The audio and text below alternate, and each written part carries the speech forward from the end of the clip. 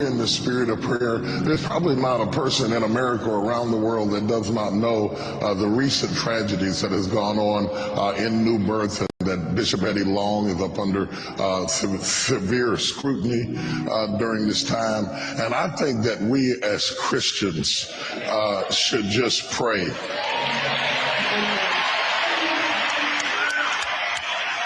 I think we should just pray.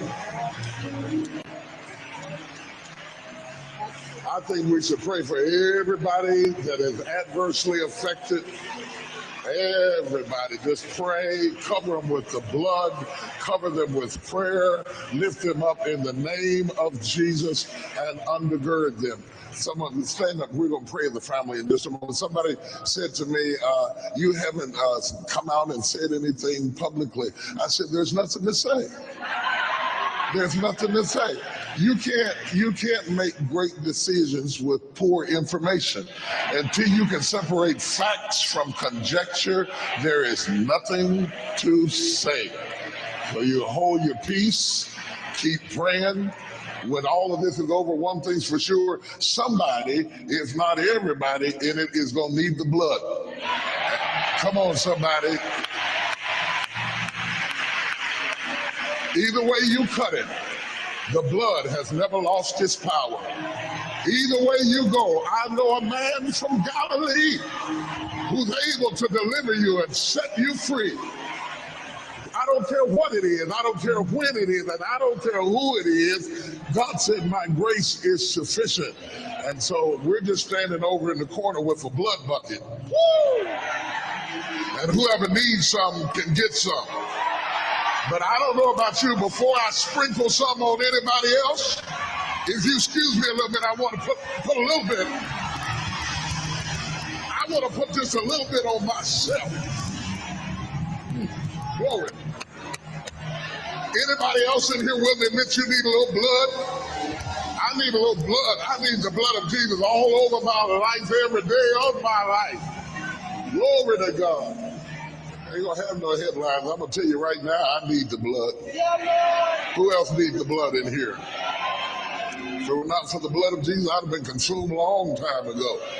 I just wallow in it and lay in it and roll over in it. And every time the devil tried to kill me, I screamed, the blood, the blood, the blood, the blood, the blood, the blood, the blood. That's my only defense. Hey, that's my only defense. It's the blood of the Lamb. Reach out and join hands quickly. We'll take just a moment. Nobody knows what's going to come out of this, but we know at the end of the day, God's in control. Amen. No weapon formed shall prosper. And when everything is said and done, God will get the victory. Can you say amen? Let's just take a minute. Father, in the name of Jesus, we stretch out our hand to you, asking you to stretch your hand out over the city of Atlanta, to all of those people who are affected. You know where the truth is. We know what we heard, and we know what we saw, and we know what folks said. You know what the truth is. Either way it goes, have mercy. Hallelujah. In guilt, have mercy. In innocence, have mercy. In tribulation, have mercy. Whatever happens, have mercy.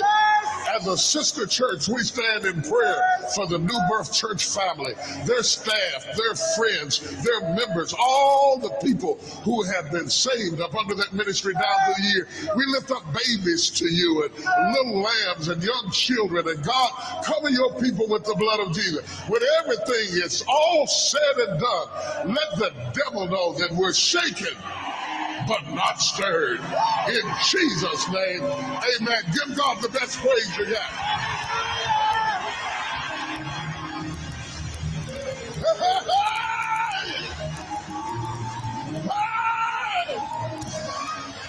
Somebody take a minute and help me praise the Lord up in here.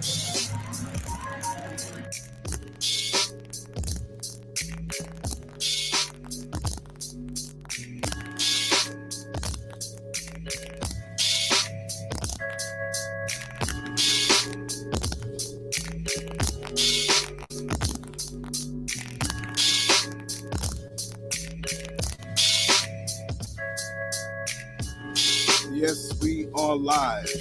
Hey! I'm going to come out swinging today. I hope you know that.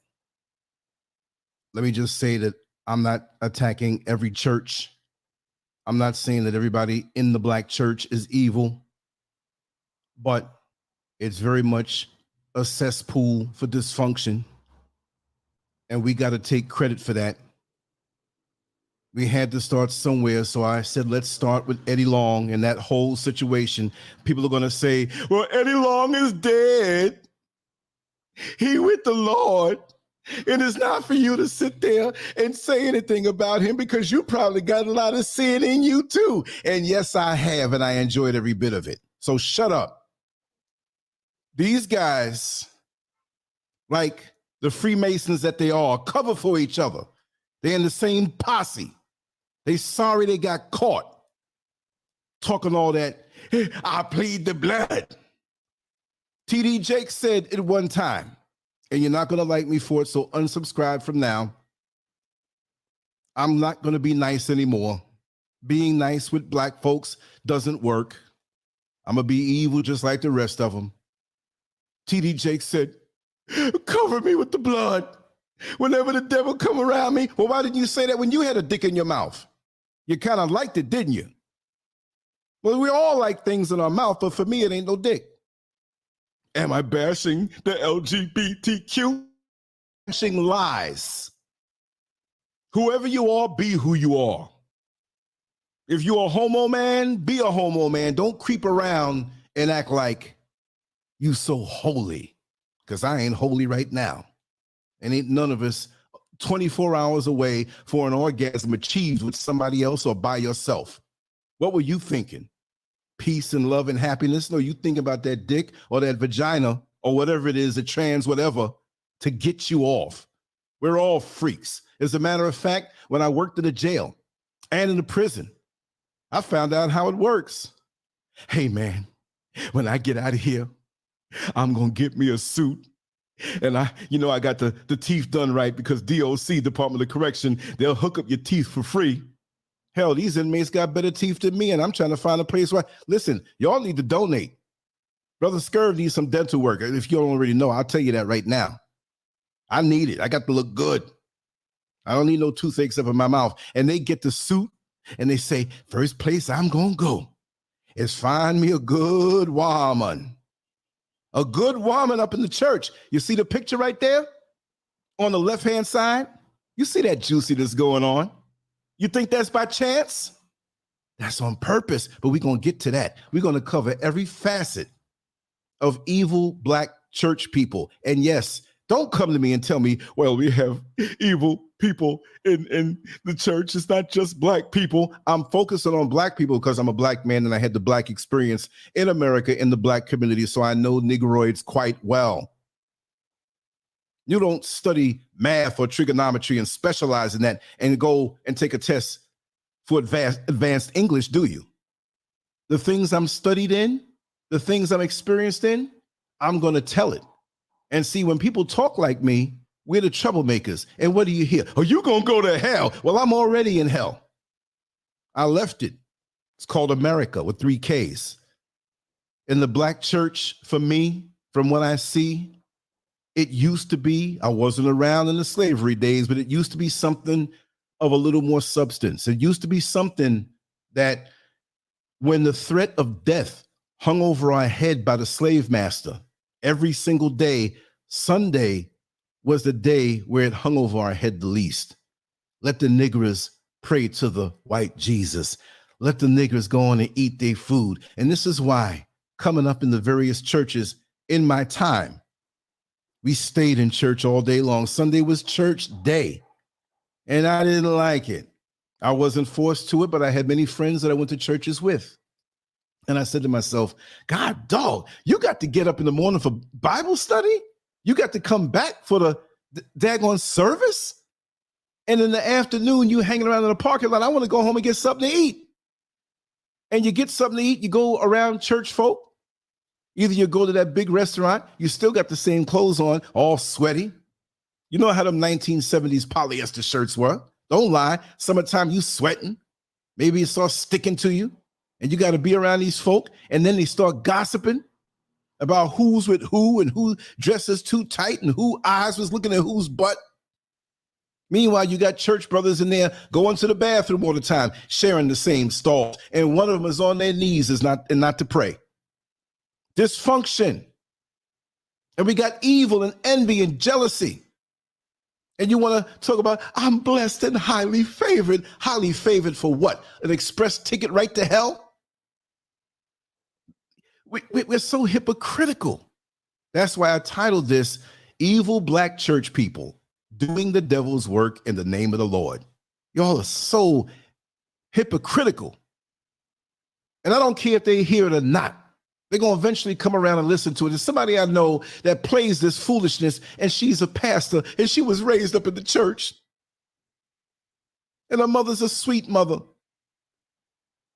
And when the mother was going through some problems and considered selling the house, and she sold the house because she didn't give the proceeds to that daughter said, you can't stay with me no more. I'm putting you in the street. And that mother had to go into the homeless shelter with all the money that she had, which was a lot, from the sale of her home. But that church daughter, praise and worship queen, gave the ultimatum to her mother and called the cops on her and got her out of there. How old do you think that mother was? I can only imagine. She must be in her 80s, late 70s, 80s. And no one else came to the rescue. So you give me a call if you got a problem with it, and I'm going to record it and put it out. I'm telling you from early, I'm not going to deal with dysfunction around me. That's the ultimate sin. And you see TD Jakes? You know, I don't really know the actual facts and so and so. Wipe the cum out of your mouth. You know what time it is. There's all kind of dirt, and I'm telling you, so many people I know died from AIDS, mostly men, young men that weren't in check. And when these people start talking about, oh, we don't know, we weren't there, we got to do it all old school way. If there's a hint of anybody messing, I don't have any sons, but if I did, this is about not the sex of the child, but if I had a son and I have daughters, and there's a hint of anything going, I'm not going to sit there and say, we don't know the facts. We're going to find out the facts. Get the shotgun and cock that bad boy and put it up in his neck until he tells the truth. Forget due process. That's due process. And if enough people can say, and I can't say it on this broadcast because they're going to say it's hate speech or something threatening, trust me, you won't see them again. Instant justice. If you think or you got that thought, you take it somewhere else, and don't let it be somebody else's child either, because I'm going to get you the same. But see, we've been so degraded as black men in our community. We are the original police. And we wait for the cops to come. Same cops later on that's going to kill our children or kill us. No, officer, we don't need you. Everything has been rectified. Everything has been taken care of. We don't need you. Evil black church people. You go there because it's like a daggone social club. You got nothing else to do. Form and fashion, taking 3 and 4 hours to get ready. Hey, is my butt looking big? Is this dress too tight? No, it's not tight at all. It's not tight. It's not tight. Then you go and put on something tighter. Brothers in the back, they don't want to sit up front. They want to sit in the back and see the panty line sashaying up when it's time to pay the tithes. And you sit in the back also, so you can give everybody a good view because you're looking for a husband. And when you don't get your husband, any husband will do. I can say growing up, I've been hit on more times in the church than I have in the street. As a young boy, 14, 15, 16, 17 years old, you know, I started to train, lift weights when I was 13. Didn't look like much when I was 14. Got a little more husky when I was 15. And it was that time when I heard other people, whenever I was in a church, because let me get this straight. We never went to one church. The most church going I went to was with friends, classmates. My mother sung, and she went to different churches to perform. So I had a chance to go to different churches, but it was in those churches that I went to with friends that some of those older church women hit on me. And how did they do it? Oh, Mr. Scurvin, you know your son. He gonna have all the girlfriends, and he gonna be a fine young man when he get older. You see, we focus on the Eddie Longs in the church, but we don't focus on, and I'm gonna tell it, I'm gonna use some graphic language. So maybe you might want to get the children away from this, and maybe this might be demonetized. Not that I get a lot of money anyway. But the bottom line is when they start saying that they scoping your child, whether it's a boy child or a girl child, but we watch out for the girl children because we know we have molesters at that age. But how is it? And I've told it before.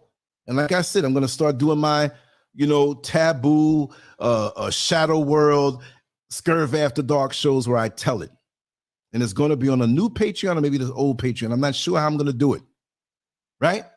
Here they come. Well, you got them strong muscles. Can you help me? Could you come by and help me? I got to, I ain't got no husband, so I need you to come. I need a strong young man to come and help me move these things in my yard. I got something to do in my house. Oh, you hang ceiling fans too?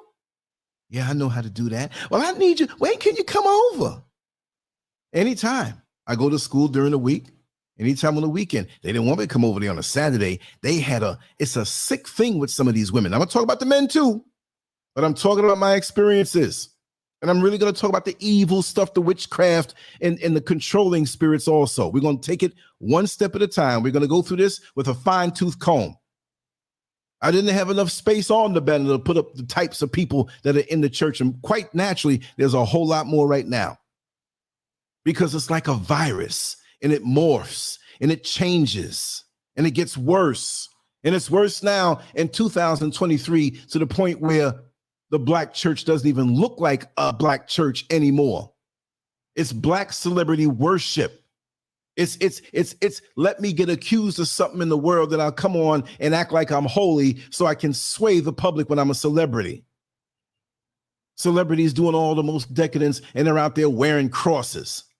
Crosses, a symbol of death. Why not put a tree around your neck, a symbol of life? Why not hang a sperm and an ovary around your neck, a symbol of life? I'm not going to wear nothing where somebody got crucified and died. Is that my future in the society? That's what you're telling me.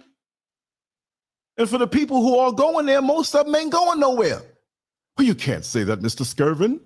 We have plenty of good businessmen there. Yeah, because their donations to the church is a damn tax write-off. But you have these women, 35, 40, 45, 50, 55, manipulating young Lancescurv over into their house. And you see that there wasn't much to do. And then when you're a little thirsty, a little hungry, after doing 2 hours of a little bit of nothing, making up stuff to do just to lure you in there. But it's hot that day, and now you're in the house. Oh, it's so nice that you'd come over. I'm just going to take a quick shower. You can eat what I put on the table if you like it. I put a few things out there. And she comes out in a house coat. Now, I'm a young, horny kid. House coat half open, half a titty hanging out, legs hanging out, and you sitting there. House coat falling open. The table's glass, and I can see all that ass. I'm down. But I'm a kid. Of course you're going to be down. You want this, but you're a child. Go find a grown man. And they have all the freakish things that they want to have done. They want to be licked up from the front, licked up from the back, and they calling out Jesus' name. But they're telling you, please, let this be our secret. You can come over anytime you want, but please, let this just be between you and me. And then the next week or two, you're over there. Yes, I went. Looking forward to it. She did some things to me. I knew these things from way back. And then all of a sudden, you're over there. You're not even in the bedroom no more. You by the couch, servicing her. And she had that little Mahalia Jackson fan in her hand. You know the Mahalia Jackson fan, the one where she has her hands together and she looking up? All the old black churches had it. Waving herself. Oh, Jesus. Oh, Jesus. Oh, Jesus. I'm telling you what I heard. I'm not blaspheming nothing. Lance, it's wrong, but I can't condone what you're doing. You're blaspheming, calling out Jesus' name in vain. It wasn't me. I had a mouthful. She was the one doing it. Oh, Lord. Oh, God. Lord. Oh, God. And all of a sudden, ding dong. Somebody's at your front door. Yeah, I know. Let me go answer it. Well, what you want me to do? Want to go hide in the bedroom? I'm not supposed to be. It's okay, baby. You sit right there. Church lady come in who I saw earlier at the service with a smirk on her face, with a knowing look on her face. And she wasn't shocked that I was there with only socks and a t-shirt and some underwear. What the hell am I doing in this woman's house, sitting down on my knees in front of a couch? And she got a slip on. She told that lady. She told that lady what I did and what I'm doing. And guess what? I realized I was a pass around. So is it wonder why I'm all screwed up in the head? That made me more promiscuous. Doing the devil's work in the name of the Lord. And you see these people in the church falling out. So this is why you can't tell me, I'm not saying this, all our church sisters. I can sit here for the next 15 hours and tell you experiences that I had in the church. They used me as a pass around and I ran through them. Because my youth and my looks and my innocence, which it wasn't really innocence, but I was fresh because I wasn't bringing no drama, because I wasn't looking for a place to live. Hey, girl, maybe we can, kind of, make it happen, whatever. Well, you ain't got nothing but lint in your pocket, brother. So a lot of these women go for the young boys. Big time. Right? Let's go on to the other ones. I had a crew of friends of mine.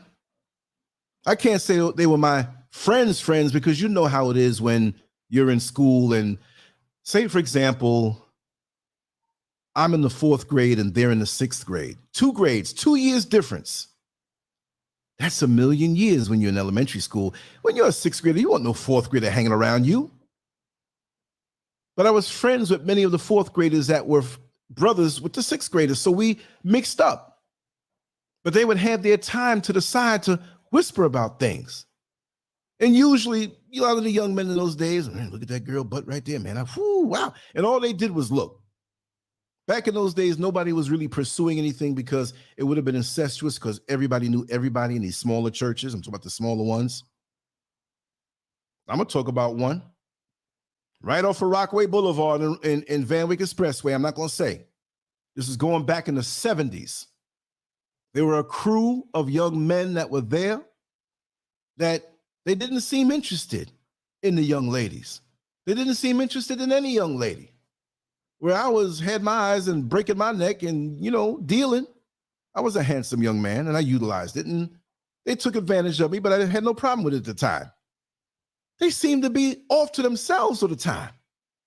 And one of them, he was so different.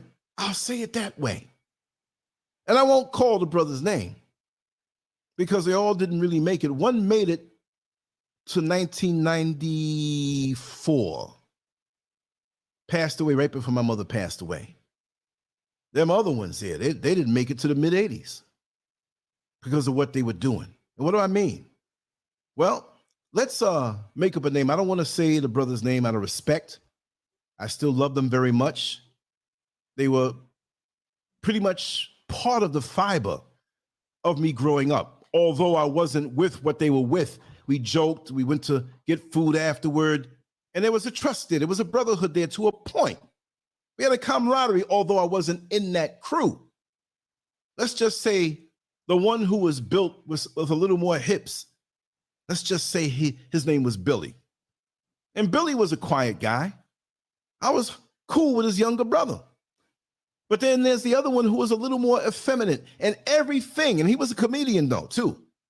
Everything out of his mouth when he spoke about Billy, who was built with hips, so to say. He had narrow shoulders and wide hips, and he was hip heavy, and I wasn't looking at him, but he was butt heavy. But ain't nobody looking at that. If you got the wrong thing between your legs, I'm not looking at your butt. So every time he saw the effeminate brother saw Billy, if Billy was late to being somewhere, oh, Billy, you always late with your fat behind. What? If we were supposed to meet up at White Castle and get something to eat, oh, Billy, you always eating too much with your fat behind. Wait a second. Now here we go a third time. And if something happened where Billy drove his vehicle, his parents' vehicle, and had a little fender bender, oh, Billy, you can't drive with your fat behind. What's the common denominator in all his sentences? Yo, fat behind. Look, I'm not trying to preface or end up any sentence talking about no next brother fat behind. So what was that all about? You know what that was all about. That's what he was focusing on. And everybody knew this kind of thing was going on, but nobody said anything. Oh, well, you know, they'll grow out of that phase. No, that spirit is strong. And when it catches you young, and it's a special way when it's in the Black church, it's ignored. Plus the fact when you look at some of these pastors who want to be dominant, I'm not even going to say they're alpha males or sigma males. Never a sigma male. Sigma male is over an alpha male. Google those terms. They just want to be controlling, and they don't want any masculine men in their churches, because lots of times when these pastors are doing their dirt, looking at the sisters, trying the sisters, they don't want anybody to compete with them. They don't want anybody who looks good and who's articulate or who's strong and has a strong charismatic personality to be there. They will do everything from there to get their imps. The pastors got their imps. Find out about that sister over there. Oh, okay, pastor. How are you doing, sister? Is this your first time at this church? Would you like to make this church your church home? Well, I'm out of town. I'm passing through. I might be relocating here another year or two. But we need to keep in contact, especially when they don't see a man by your side, especially when they don't see a ring on your finger, especially when they see hips and ass that would bring attention to any club, any night, make the music stop playing. Turn a gay man straight. Pastor got to have that. Find out about her. And here come the sisters. Because lots of times, say it the way you want it. And again, this is not every single church. Not every single church. There are some good pastors out there that have good in their heart. But any good pastor that sees anything wayward going on in his community and in his church, he is the ultimate police officer, because if he has this title, which I don't really get into that title, man of God, that means everything you do represents the Creator. That's a high task to hold down. Don't put that on me. There are many people who see me in my rough state, and you know, Lance, I can see in the future. You are a man of God. Don't put that on me. I'm just a dude that tells the truth the way I see it. Like I told you, I'm an artist. Go to Lancescurv.com and look under the artwork tab. I'm an artist. I'm a very mature person from young also. I drew many nudes. I did a few nudes of women when I was younger and had to go over their house because they knew I was going to draw it good. There was a woman who, she was almost 400 pounds, very pretty face, dressed nice. And I'm like, what kind of nude is this going to be? I better bring some extra pens and pencil because I'm going to use a lot of ink and lead. And so I had her position herself. And it wasn't totally naked, like she had her legs open. It's never like that. You see the breasts, you see the nipples. They may put something sheer over them or whatever, artistic, in the lights in the background. So here I am trying to get the outline just right, all the lines just right. And I love all my sisters, whether they have no waistline at all or whether they have a waistline so big that it's like extra 3 pairs of titties hanging down. Whatever it may be, I love you. Just stop hitting that Burger King so much. We can work with that. So I drew the woman the way she was. Took all afternoon. She had to take some breaks, but I got the basic shape down. But I had her closing the windows. Why you want me to close in the windows? See, she had a smirk on her face like she just knew I was going to try it. No, I wasn't looking to try her. I explained to her, the sun may be at 11 o'clock a.m. now. You have a lot of windows here. By the time the sun is at 1 and 2 and 3, it will be at a different angle. It will cast different shadows across your body. I want to take a Polaroid snap. Don't laugh at me now. I said Polaroid. This is before digital cameras. Polaroid, right? I want to take a snapshot of you in that position. So in case anything changes, but we can't have the light change. We need to use the light from the inside. We didn't have the powerful lights that they use that shoot across. We didn't have access to that. So we use the lamps and rearrange the lamps to cast shadows in certain ways. Well, when I finished the picture and gave it to her and let her see it, she screwed up her face. I mean, this was a church woman too. She told my MF, that ain't me. I said, whoa, why you cuss me like that? Well, why you draw me so fat? I said, I drew you exactly as I see you. Well, you see me wrong, baby. I don't look like that. And she broke out with some pictures from 1968 before she hit that pork and all that macaroni and cheese. And she had no waistline in the picture. I said, I can't help that. You told me to draw you as you are now. Delusional.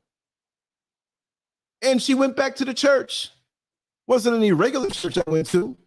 I got up in there and he wanted to close the windows and everything and set the mood. And he was looking at me.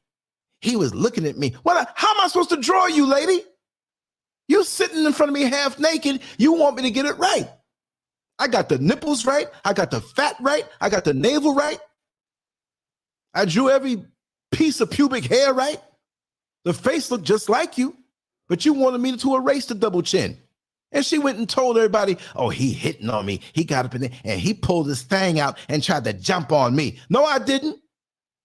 When I saw what you really looked like naked, my thing got so small. When I looked down, I thought I had 3 balls. Went to the bathroom to take a leak. I'm holding a testicle. I was messed up. I had sexual PTSD. But these are the things that go on. And we go on now like a binge purge situation. You know binge purge. If you don't have it, you heard about it. People that have this mental condition that when they eat food, a whole lot of food, they feel guilty and they go to the bathroom or go outside somewhere and put their finger down their throat and throw it all up. You're starving yourself. You're in denial. What is this dysfunctional emotional connection that you have to food?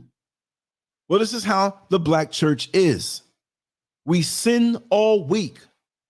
And then we go Sunday morning and you have some Adventist church that go worship on Saturday and they argue about that detail. Oh no, it's the perfect day, the proper day to worship is Saturday. All of you Christians have it wrong, but you're trying to hit on all the married women up in there. You're trying to get money out of them. You're trying to do what you do and be pimp daddy. It's the same thing Saturday, Sunday, Monday, Tuesday. What's that song by Sherelle? Sunday, Monday, Tuesday, Wednesday, Thursday, Friday, Saturday, all day long.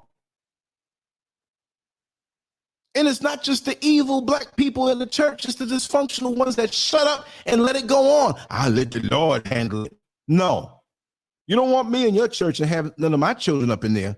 They probably wouldn't be up in there anyway. I'm going to confront you at the service. See me?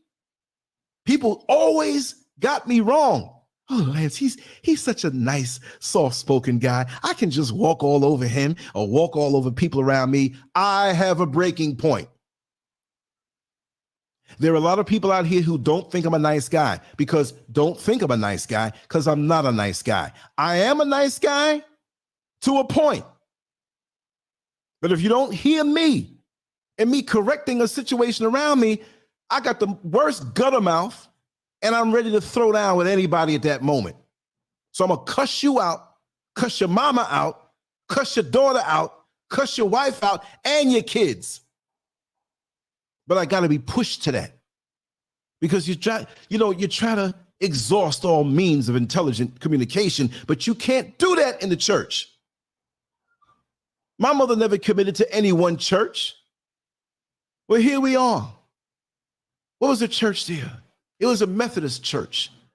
I'm trying to call its name, and I'm trying to call the pastor's name. I'll do it. I don't care. This is the new format on Lancescurv Live in the morning. I'm not going to say morning show. I'm just going to say Lancescurv Live. It can be Lancescurv Live at night, Lancescurv Live in the morning. Look, I can't hold it no more. Look, I'm approaching 60 years old, and something changed in my brain. You know that uncle who's at the cookout? That uncle at the cookout don't give a damn what he say at the family reunion. Where that gay nephew of mine? Why you hiding up there? Come on out here and get some food. We know you're sucking dick. Oh my God, he said it. He said it. And everybody else knows it. So what? Be real. I got no time to wear any masks anymore. There are people that are going to cross me the wrong way on the show. In the comment section, I'm going to blow them up. Don't think I got no breaks. Because I'm tired of seeing the hypocrisy in the world beyond the black church.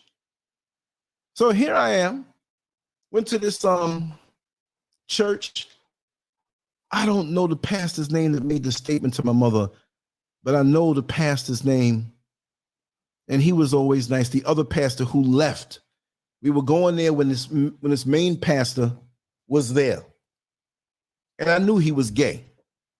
See, I had gaydar. I know what was going on around me because I was born and raised in New York City, man. Born in the 60s, raised up in the 70s, and a father who taught me everything. I already had the gift of discernment. So, and I say father because my parents were together, but my father was a man who showed me around and told me what was what without sugarcoating it. Driving around with him on his jobs all through Manhattan, all through the city, and he would instruct me. It was like a class on life. And it wasn't something that he forced, whatever. I wanted to know. How come that lady over there got a big Adam's apple and size 14 pumps? I didn't ask it like that, but he told me what it was and why.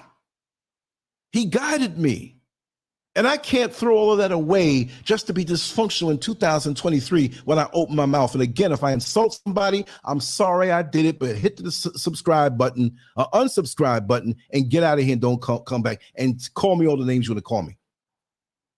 I'm not looking for friends at this point. I could be friendly with you, and I could eventually be friends with you.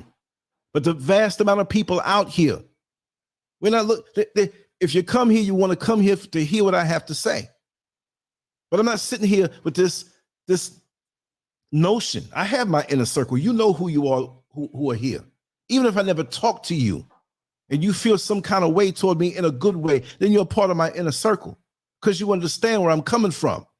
We're kindred spirits that haven't met. It's like when I moved from New York City to Florida, people say, you don't know nobody down in Florida. I said, I got friends down there I haven't met yet. You have friends waiting for you in this life. You have acquaintances and you have enemies. I came out to Ghana, to Accra, and realized there are enemies, frenemies. I tell them to go to hell too and kiss my yellow ass. I don't care. Look. My mother passed away at 64. She passed away early, right? My father passed away at 74, all right? I'm going to be 60. So I'm going to break them records. But I believe I do have more behind me than I do in front of me. Not in the way of the woman in the picture on the left-hand side. So am I going to go sashay through this rest of this life holding on to people's dysfunctions and wearing a mask or looking the other way? No, I'm not looking the other way for no way. I'm going to live this life the way I need to do it. And if you don't like it or you don't get steamrolled by me, look the other way or run. I'm going to run a lot of people away from me that are fake. I got no time for it. I'm in the old man phase. I'm going to open my mouth and tell it like it is. I'm going to tell it like it is nice. I'm going to give you one chance. If you don't abide by that, then you know what? I'm going to have to give you the business. Just like them church ladies wanted me to give them the business. And they go back and smile on my mother's face. And I didn't mind because I was getting it. I was getting these grown women. And I liked it. I'm not going to lie. But it messed me up. But it showed me how they are. I can't just give trust to anybody. Well, that's the lady from the church. You can trust her. No, you can't. She might try to rip you off for some money. She's screwing your son, man. I'm not saying my mother said that, but it could be any mother. I was down with the hush-hush. Had about 10 of them I was rotating around with. My God, how nasty it was. You know how nasty it was. And these kind of people who are so hypocritical. And then we have these men in the church. You don't even half know them. You walk in the door, they introduce themselves. Hi, I'm brother so-and-so. Brother, you're a man, but brother, I just met you. I'm saying as a woman, you got to say to yourself, I just met you. What you mean, brother so-and-so? You got to earn that. Because we got people out here who are actual brothers of people, who are F-ups, who don't even treat you like a sister or a brother, and they're your blood brother, and they wish death on you. So if you can have a blood brother or a blood sister that you don't talk to for years, that wish you were more dead than anything else, so they can come on and they'll come around when you're dead to try to get your stuff. They'll come around when you're dead and try to take over what they can take over, but they don't want to talk to you. And you got a stranger coming to you. I'm brother so-and-so. Yo, back up from that. I'm straightening up dudes on that tip. I'm brother this and I'm brother that. I'm trying to think of the church. I'm trying to think of the church, but they had some revival in Brooklyn. And it was more toward, it was near the Pink Houses in Brooklyn. That's all I can recall. This was 1982. And the crew in that particular church, where the guy was always saying, oh, Billy and your fat behind, I wasn't going with them. I was going with my friend who he was brothers with Billy. But there were other churches that came. Bad choice of words because a lot of people came, orgasm-wise. I'm there, and I was at, I'm not going to say the height of my bodybuilding endeavors, but I was winning competitions. The way I looked in that picture is the way I looked.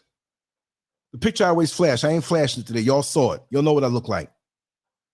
And toward the end of the service, everybody started coming around. These guys started coming around me. Oh, hello, brother. I'd like to talk to you after the service. And I'm trying to be cool now. I'm like, okay. I heard that voice, but okay, let's see what he got to say. I looked to my left, to my rear, of all places. There were two dudes standing there holding Bibles. One had eyeliner on. I'm like, why this guy got eyeliner on? Now, I know when you do musicals and plays and stage and movies, you have stage makeup. For those who don't know, I used to be a male stripper when I was in my teens into my 20s. And there were some performances that you would do where you had to put on stage makeup if it was one of those professional things, because the lights would flood you out and flood your features out. And there were people there, high-priced photographers, taking photos that you can kind of hustle and use to show what you did when you get booked for the next show.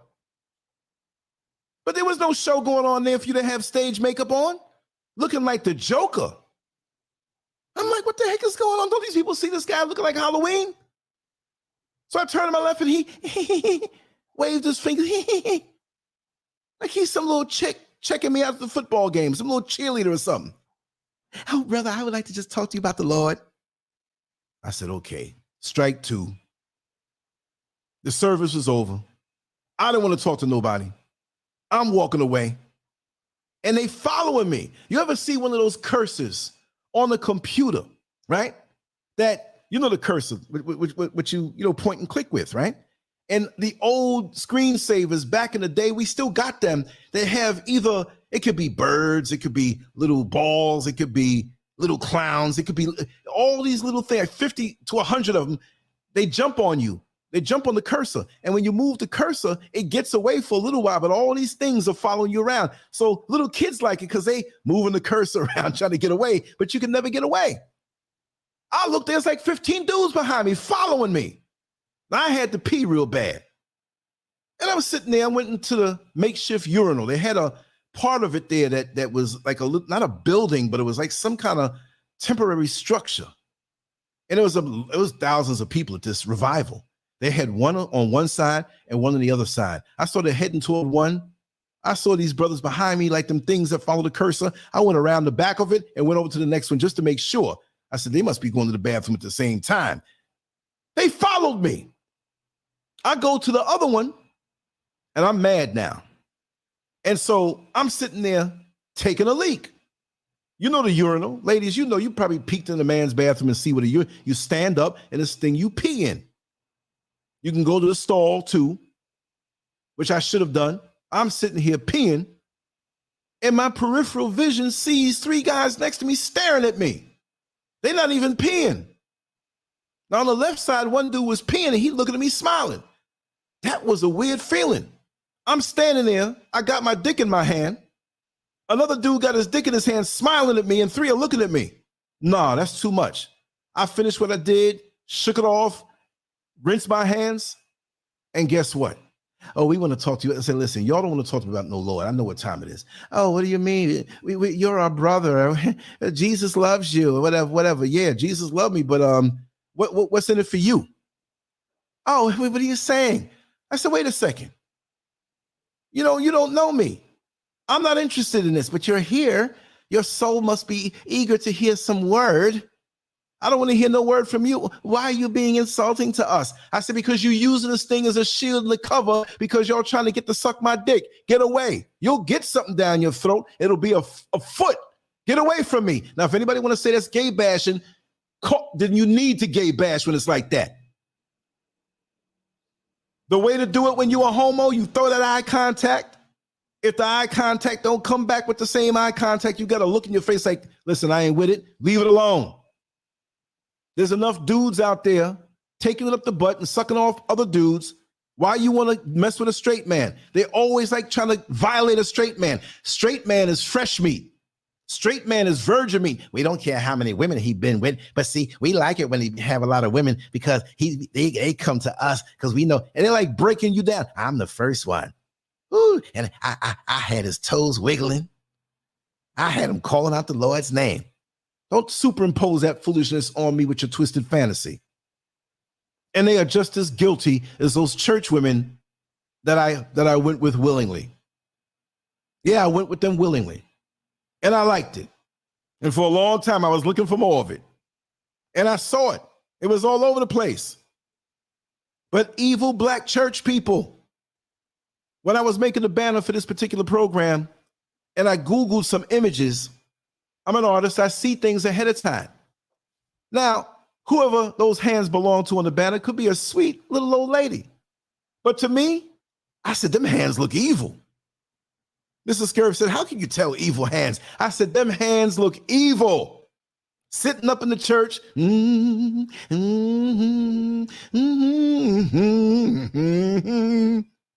full of hate. Ain't got nothing to do. Can't even cut the grass in your backyard. Probably didn't even wipe your backside right, but you right there front and center to see everything that's going on. And them church lady phone calls after the service. Boy, I know they're having a good time now with this unlimited service. I can pay one price for the month. I can call all over the world and we can do group calls. I drove past Sister Shirley's house last night, and you know whose car I saw up in the driveway? Brother Charles. And he married. And when they gossiping, they can't even say married. It's one word, mad. You hear the evil coming out.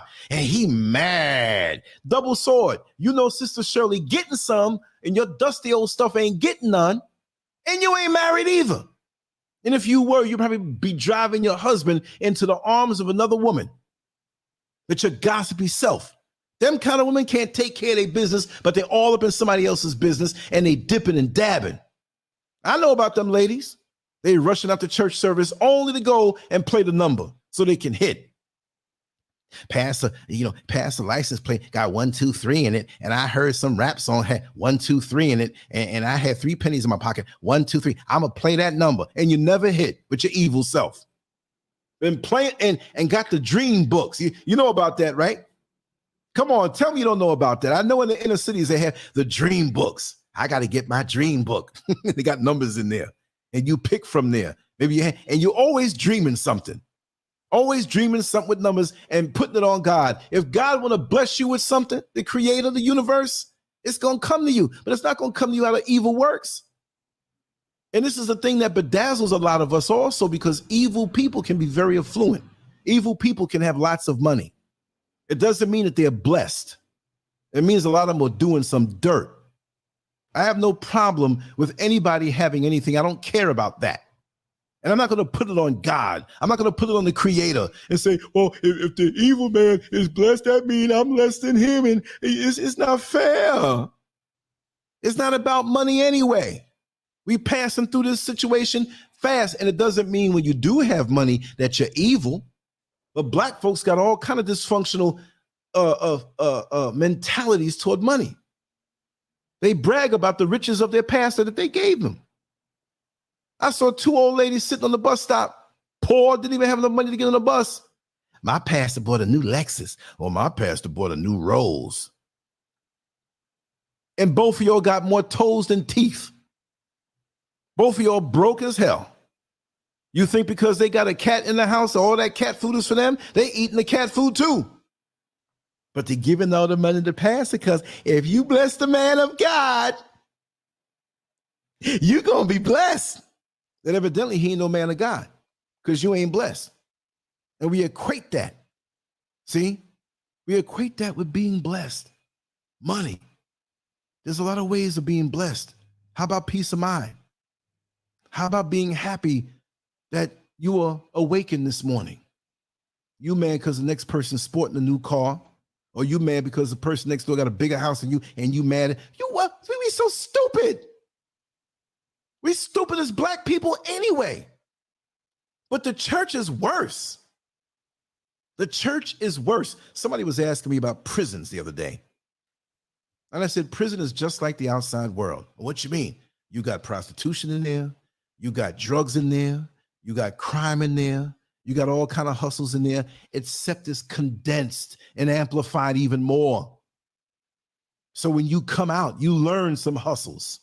I've seen some things and I learned some things. And I thought I knew pretty much all of it. And when I started working in those circumstances, I'm like, God, dog, y'all are just, how do you think this stuff up? And these dudes come out and go into the church because, like I said earlier, they may not have much, but they get that suit and they study the Bible when they were in church or when they were in jail or when they were in prison. And these women are willing to say, they don't hide, you know, the Lord came to me in my jail cell and I was a changed man. All the things that I did, I have a record, an extensive record for stealing vehicles. Even when I move into a new town, the cops let me know, anytime a car is stolen from this point on, we're going to come to see you. But the Lord came to me and it changed my life. And I want to build. And that woman is looking at this handsome, muscular man who's been resting for the last 5 years. Laying around, sleeping, get up, eat a little food, do a little workout. Like they say, I'm going to say it in graphic terms. Y'all women know what it is. Y'all say it. Ain't nothing like that fresh out of prison dick. Ain't nothing like that dick that been just waiting. And the church ladies know it. I know of a church where they had a program, right? In North Carolina. There was a program for guys who were locked up some pretty long sentences, but they were model prisoners. And they allowed them to come to a church. They didn't have the prison outfits on, but there was a van that brought them, maybe 10, 15 of them, and they mixed and mingled. Of course, they were being watched. But most of the time when you have programs like this, and maybe it's 6 months before a person who is classified as an inmate is released, do you think that he wants to try to escape and add on years to his sentence when he's almost free? So these guys are on their best behavior. And they were on their best behavior. So, you know, you had a guy who was out in the hallway. Around the perimeter, they had maybe 2 or 3 officers around the church and one inside. And so, you know, these guys get up and go to the bathroom. They're talking to people while the service is going on. There are a lot of beautiful, young, sexy women there and some old, sexy women there too, who understand that prison dick is the best dick that you can get because they're going to tear you up, not because they're so good in bed, but because they got to tear you up because some of them need a place to live. But you can live here, and I know you ain't got no job, but you know, when I'm going to work, you stay inside. You don't let nobody know because you ain't supposed to be living here anyway. Your name ain't on the lease, but you stay inside, don't make no noise, and you have pet dick at home.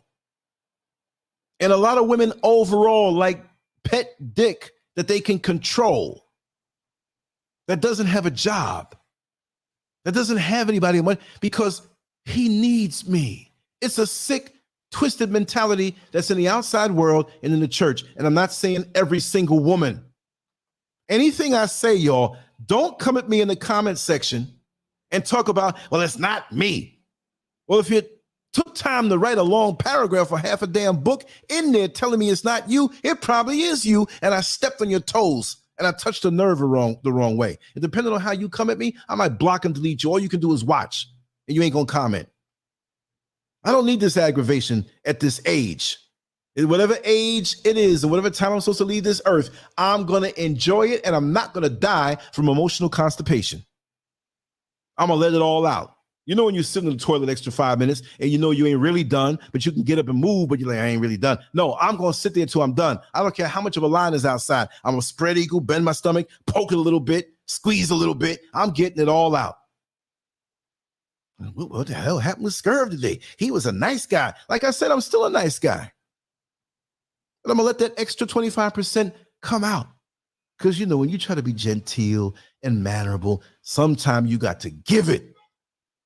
And like them church ladies taught me, they wasn't looking for nobody to make love to them. Earlier on, they talking about in the church, oh God, I love you, oh God, I love you. I came in a Honda. I came in a Toyota. So what? And later on, you saying the same thing, and you're not even saying, make love to me. You F-U-C-K me. F-U-C-K me. What the hell? We need an exorcism over here. This lady done turned into a demon. Just a few minutes earlier, she was falling out, speaking in tongues. Now she's using a tongue on me so deep, I don't need toilet paper for the next 2 weeks. I'm going to tell it like it is. I done been through it, y'all. I can't hold back no more. It's like you hold secrets to somebody and you can't take it no more. I got to tell it. It'd be a crime for me not to tell it. So maybe if you don't know certain things, and it doesn't mean every situation in life, it doesn't mean every single church woman that may get with a guy who is locked up, that might be the match made in heaven.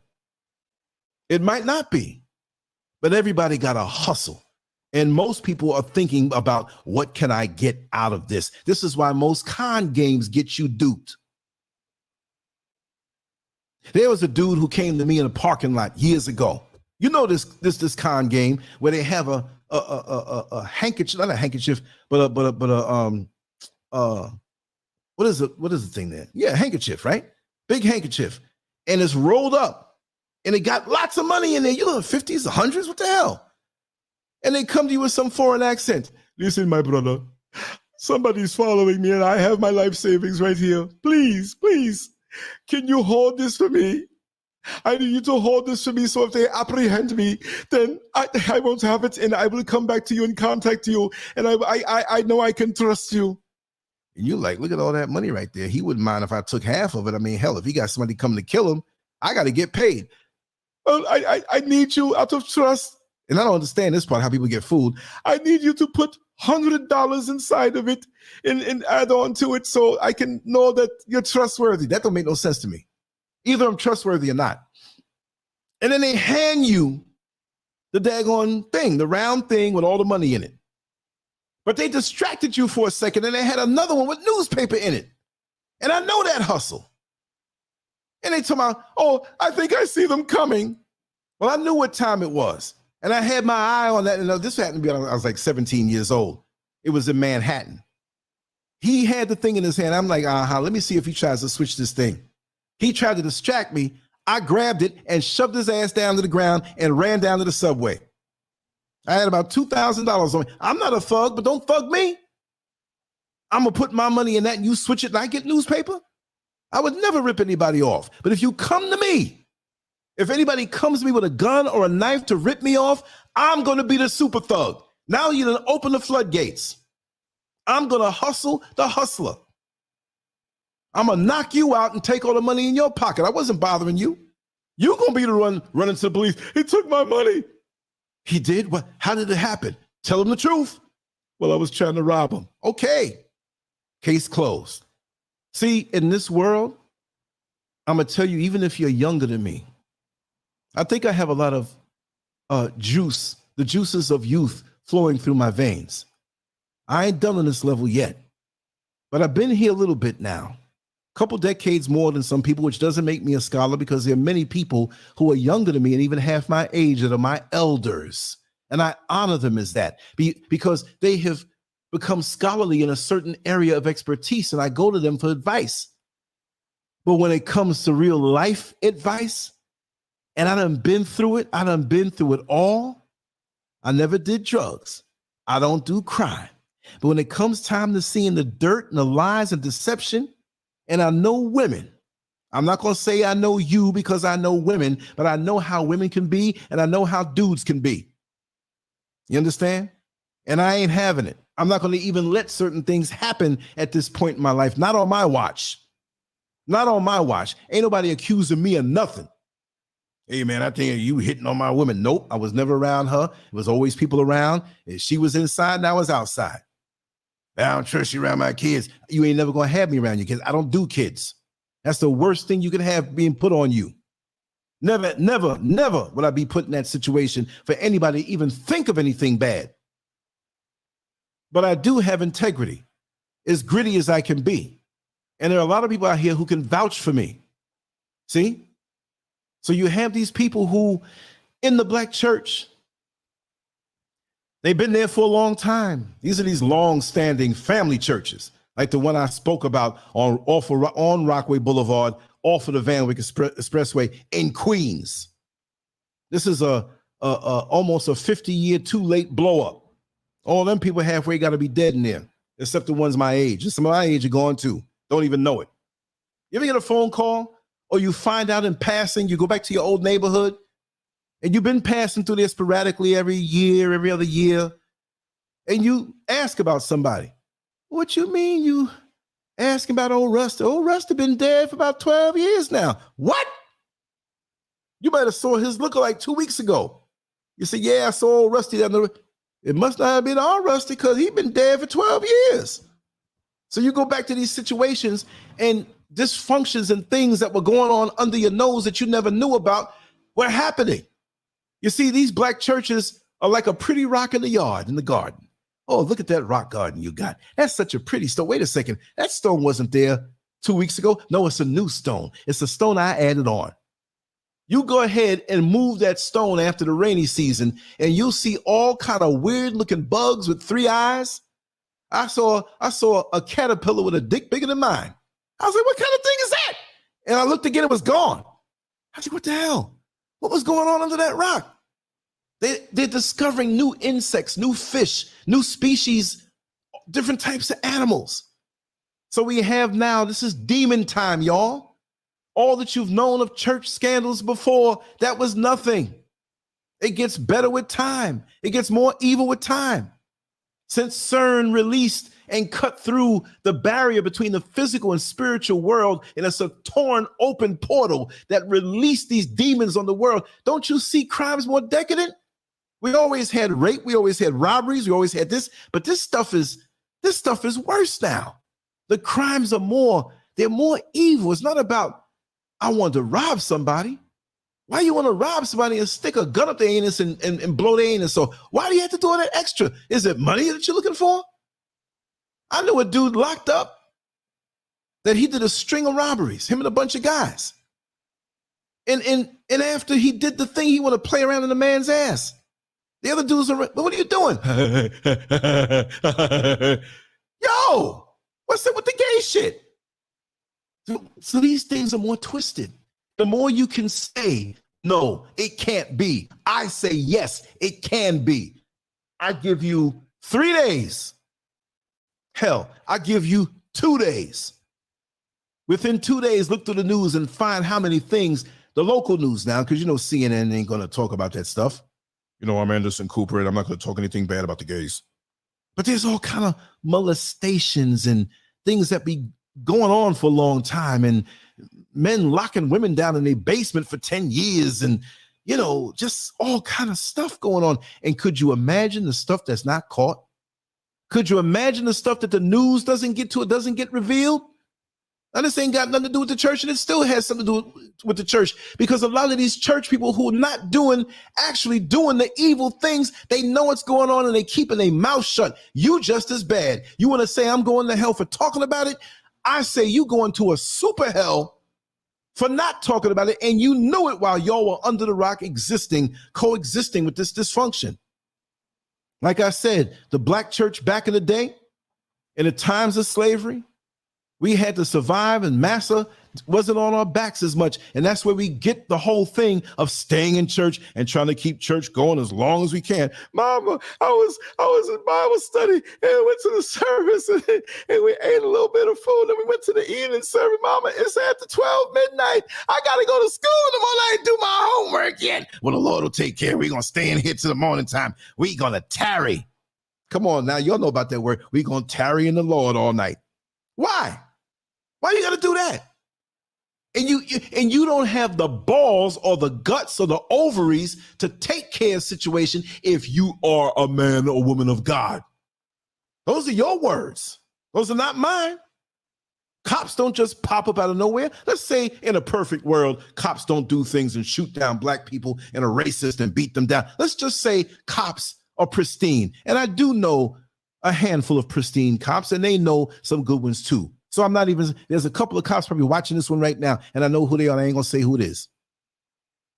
But if the cops are a representation of the law, that means that what they do reflects the law, right? So if you're a man or woman of God, well, guess what? You have the authority to do what it is needed to do when you encounter a situation. Does a cop show up and see a man in his home with bloody knuckles and the woman busted up and her eyes closed, blood coming out of her nose, and he stand there? No, he represents the law and he has legal authority to go in and arrest that man. So you as a Christian, if you are a woman of God or a man of God, if you say that, don't tell me that and you are in a dysfunctional situation and you don't do a damn thing about it. Because you're not representing what you claim to represent. It's a sideshow. It's a clown show. I used to do dirt back in the day and I'm making up for it with a fake facade show. We all have our reasons. But the hypocrisy, I've seen more sincerity and love in whorehouses. Did I go to whorehouses? Yes. Did I purchase vagina in whorehouses? No. When you young guys and you got a couple of y'all, hey man, I'm gonna go up in there and get laid. Me, I never had no problem. I wasn't wasting no money on paying for some public receptacle. But I wanted to see what it was like. I went up in there lots of times. A couple times I'm sitting out there with the other girls that are waiting to woo other men over, half naked. The cops walk in. The white shirts, the lieutenants, the captains. And they walk in the back with the madam and come out. Don't worry. Carry on. You didn't see us here because they were getting their payoff. There's a lot of gritty things going on. A lot of gritty things. And they sign off on things. Look at TD Jakes trying to distance himself from what he knew Eddie Long did. And I don't want to hear nothing about people talking about, oh, we don't know. Only God knows. Well, like I said before, and I'll say it again, I'm not paying for nothing that I wasn't guilty of. Millions? I'll say that to my grave. I'm not paying for nothing that I'm not guilty of that. I'm not giving up no money. Let's go to court. Let it all hang out. But people didn't look between the lines.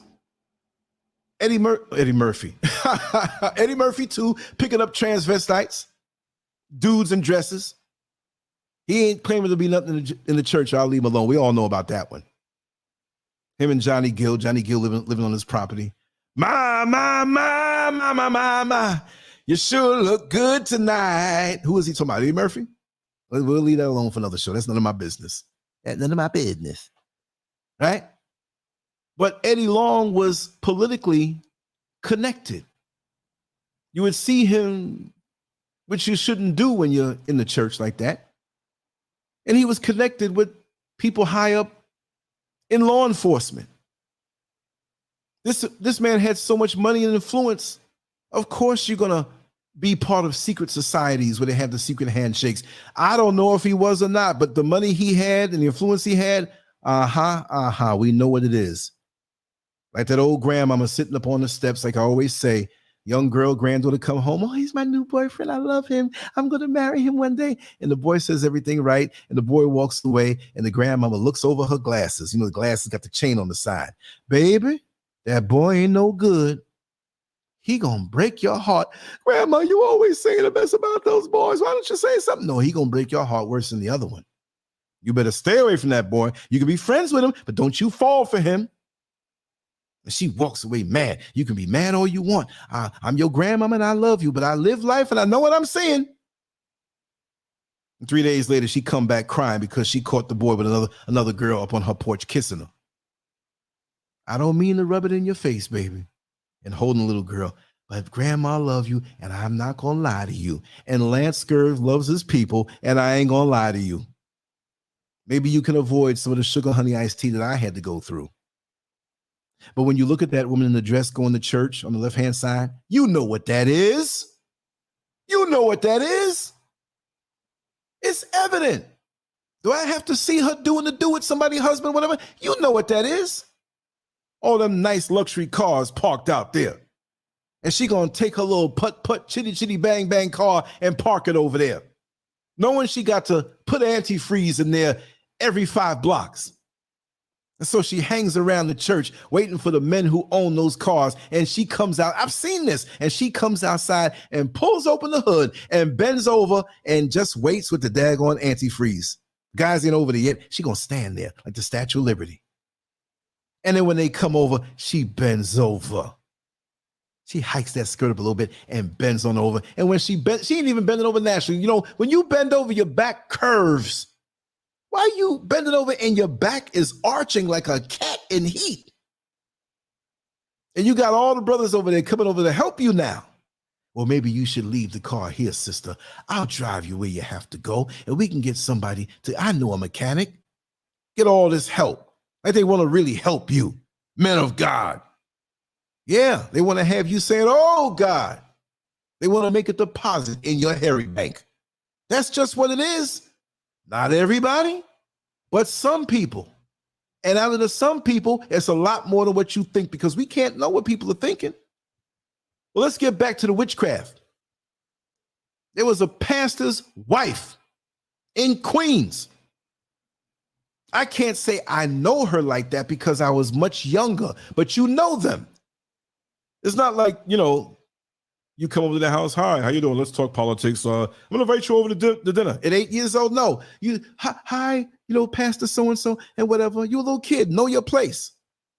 But little kids can tell you some stuff. They're not as dumb as you think they are. They might be playing with that little car running across the ground, but their ears are like satellite dishes listening to everything you're talking about. And the kids talk about it. Oh, I heard my mama talking about how sister so-and-so got caught with the pastor and so-and-so and whatever. And the kids know it. You ask them about it, they ain't going to tell you. They'll smile. Like, Lord, I'll take you McDonald's if you tell me. They look at each other. Don't tell I tell. Don't tell nobody I told you. They know it. They ain't dumb. Because they're seeing it for what it is. This pastor's wife was jealous of one of the women she was just a member of the church. She worked hard. She took care of her children. She wasn't a single mother, but the husband was sick, genuinely sick. I won't say what kind of condition because it would give it away. I'm not trying to bring any shame to anybody involved. Probably the pastor's wife. I won't even do that. It's about the situation. And so this woman who had the children, and she wasn't struggling, but she wasn't rich. She wasn't ahead. It was like, you know, you barely get enough to pay your bills. Say, I got an extra 150. What can I do to save myself some hassle from next month's bills? If anything, they should have helped her out. She was sincere. She gave of her time. She came and would help clean up the church. She would come to the different functions and help out to bring order to these things while she brought her children to help out too. Those kind of women, you got to give them some money and help them out. It don't have to be no big announcement. We're going to help out so-and-so. It's not about making you look good. You do it on the low. That's God's work, damn it. You only want to go visit the people in the hospital who look a certain way and who, or they have money. Nah, this pastor's wife couldn't stand how this woman, humble woman, truly one of the throwback God-fearing women, even if you don't believe in Christianity or not, her heart was so sincere in the public and behind closed doors. A very lovely woman. And I'm going to find a way to reach out to her because I grew up always in her home, in many homes too, but that one. If they had 2 pieces of bread and they had to split it all between the children, I was in that tally. They made sure I got it. Exceptional woman. But the pastor's wife hated her because she could sing her behind off. When that woman opened up her mouth and sung, she's from the South, which doesn't mean you can sing, but she was one of them old school, raised up in the old school South, raised up picking cotton, having it the hard way, taught that that was the right way and embraced it that way, sincerely. And she would keep her mouth quiet sometime about the dysfunction, and she began to know how to open up her mouth and deal with it because she knew that she had the legal right as a woman of God to go and talk about any situation that wasn't right around her. Wasn't no thing about, hey, none of my business. If somebody's violating and it's something that crosses your path or involves something in your household, you go to it. Things got to go, how do they say it? Decent and in order. Because anything under the Lord is done decent and in order. And like Positively Angela says, it's all about the law. The law. We get it twisted in the church. We need to take that European English name away, the Lord. No, the law. Thus saith the law. Ain't no white man law, Lord. The law. I don't care how much money you got. You go to the top of a building, a skyscraper, and jump off. Gravity ain't going to treat you no different. Oh, you have money, affluence, status. No, we're going to work in reverse and put you back on the building. No, your ass is about to be mush, just like anybody else. That's the law. It doesn't change for anybody. So this woman had gotten 2 matchsticks and formulated into some kind of X or some kind of something, glued it together and whatever. And her mission was to get over to this woman, the good woman now. The pastor's wife was going to the good woman and put this thing in her hair. She went and, oh, your hair looks so nice, and patted it and stuck this thing in her hair. And I think that this woman, the good woman, might have had a wig on that day. I've known her to wear wigs. So I ain't got no time to do my hair today. I got to throw this wig on. Because if she didn't, and she had hair, but if she didn't wear the wig, she would have felt this thing in her head and her putting this thing. And I think the pastor knew that that was a wig and she can get away with it because she wouldn't feel it as easy. So she put this thing in her hair. And she looked at another wig that she had from 2 weeks before. That thing was in the hair. I said, wait a second, what did she put in my head? And then things began to happen in the household. I know because I was always over there. I had to stop going over there because about 2 or 3 times I saw some things with my own eyes. There was manifestations of things that you can see. I used to spend the night over there. You get them, go to the bathroom and see some little fuzzy black thing floating across the floor. I'm like, yo, I'm out. It's true. I didn't believe them. I saw it.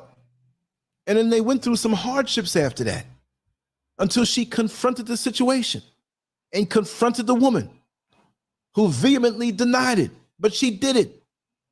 Who knows what else she was doing? Who knows if she got a hold of the food that they had at these functions and put something in it? A pastor's wife? You're the pastor's wife. And that particular pastor, he wasn't known for womanizing.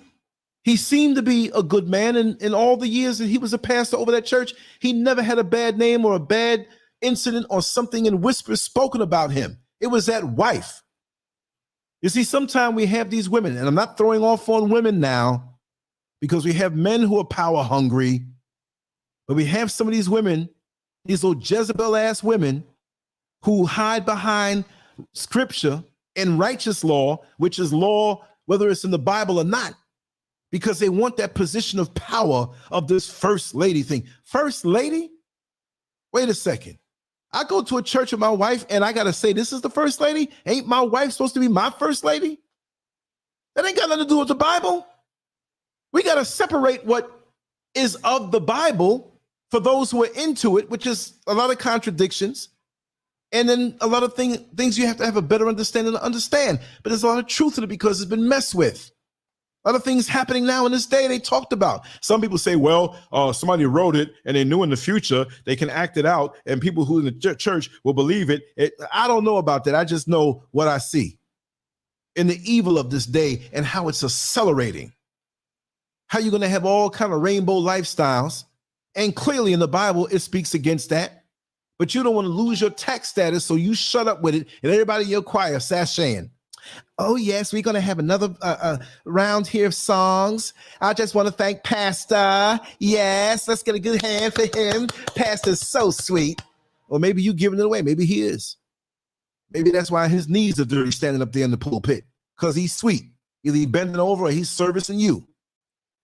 And you got the nerve to do this stuff? Did y'all see the clip a couple years ago?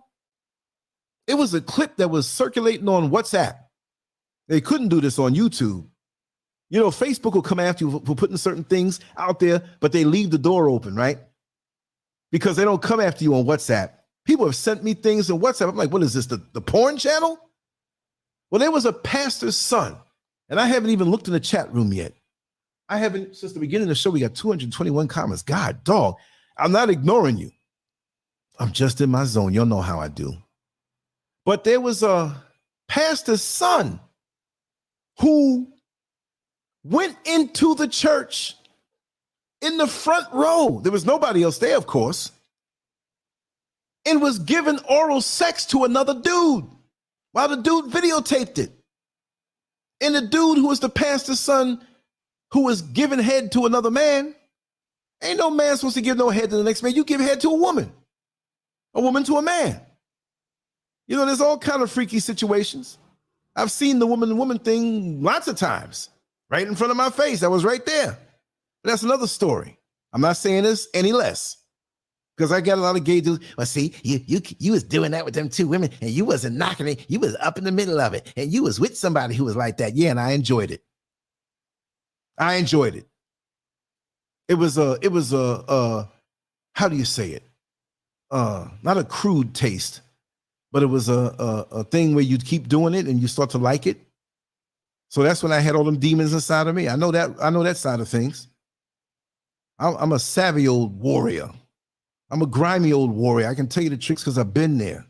So when I see something, I know what I'm looking at.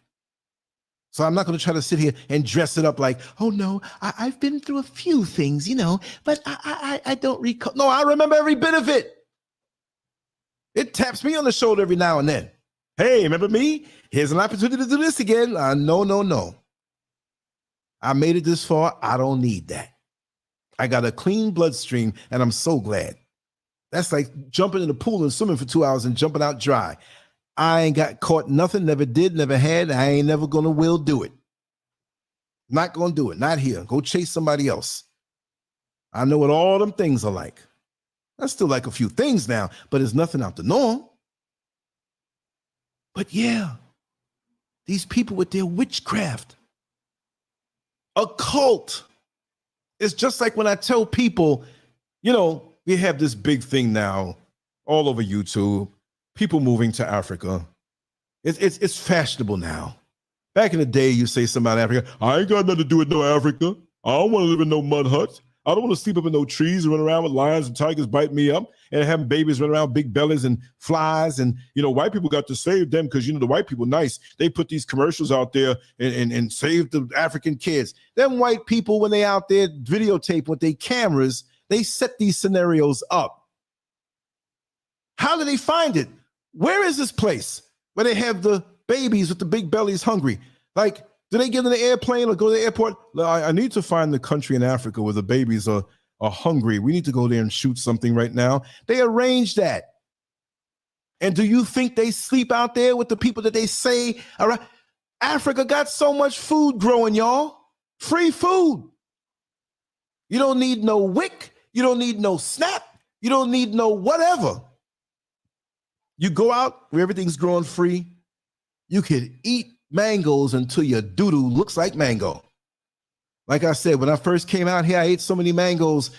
I was in the hotel room. Mrs. SCURV didn't come on that trip. I was by myself in the room.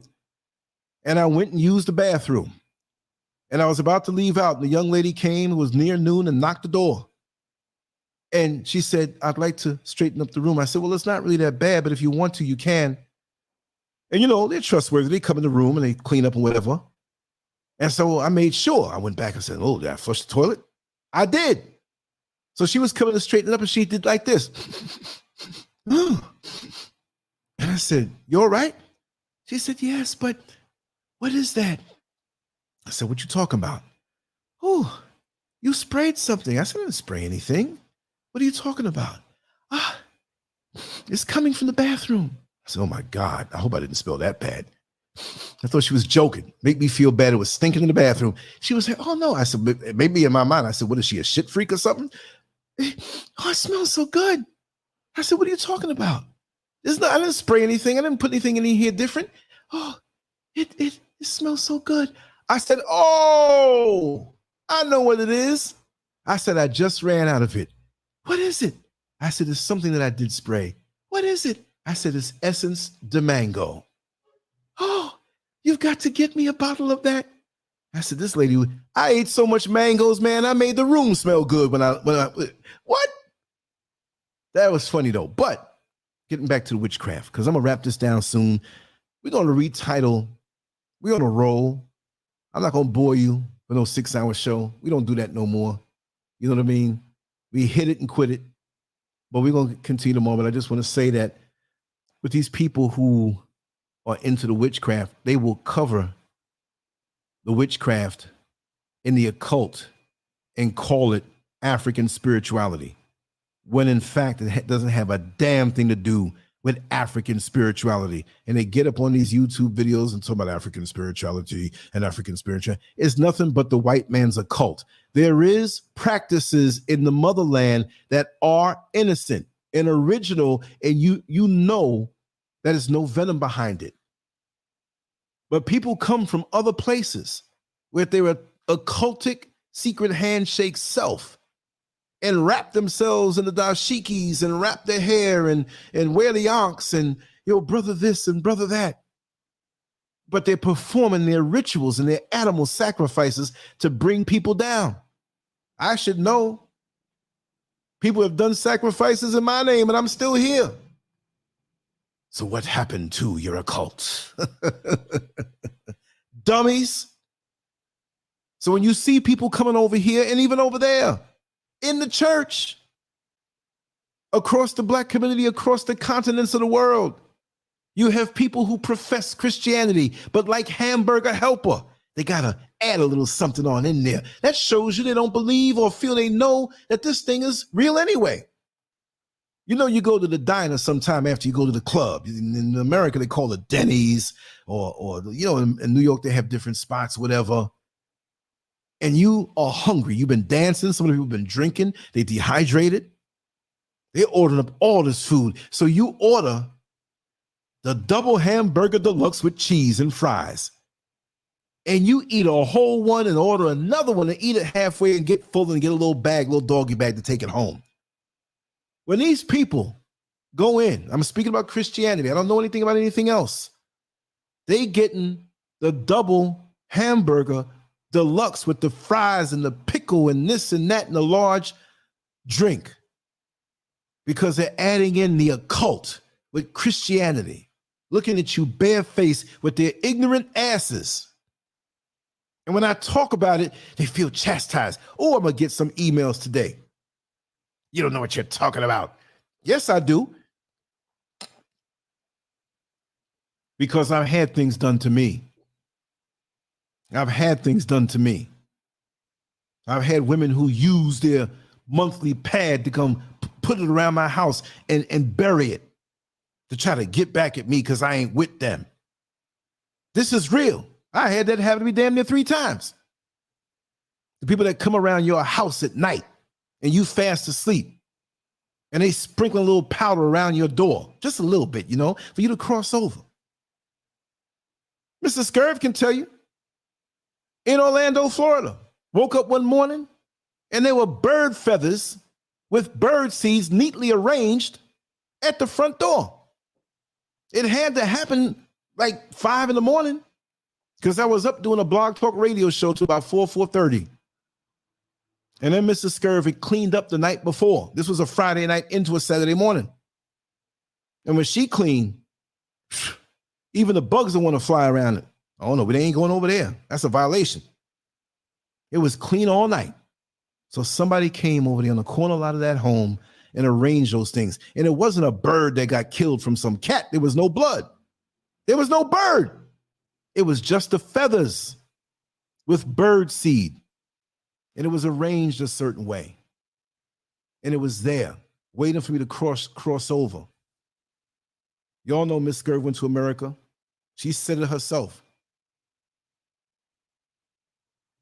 When she was gone, there were stilettos put in front of my apartment door. Red, high heel. Stilettos is a sexual connotation with that. Just like the things that women wear, and now those things are fetishized and it means something sexual. I'm going to put on something sexy for my man. I'm going to put on this little garter belt and this little strap and this little thing and the nipples poked out and the crotch poked out. And all. We know what time that is. So what are you trying to say? Because when I left out to go to the store to pick something up, it was a restaurant actually, not too far from here. I ordered and I went out. When I got there, the food was ready and there was a motorcycle brother. I call him that. Come on, I'll take you back. So I got back quick. And when I got back, the shoes were there. They watched me and waited for me to leave because I don't have a schedule. So it had to be somebody who just was around here all the time or lives around here. Oh, he's gone. Let's do it. I had a woman 2:00 in the morning one time come here with a mini skirt and a little high heels on. Oh, I see your lights on and I know you were the guy from the video. I want to know, since your wife is gone, can I help you clean? Titties and ass hanging out. Half her butt cheeks were out. Either you were trying to set me up to come in here and I'm like a fool and you cased the joint and some other dudes bust in here, or you coming in here for some scandal. No, I don't need nothing clean. I know what you're trying to clean, and that don't need cleaning. Then I had to get fierce on her. Don't you ever bring your ass up in this place no more.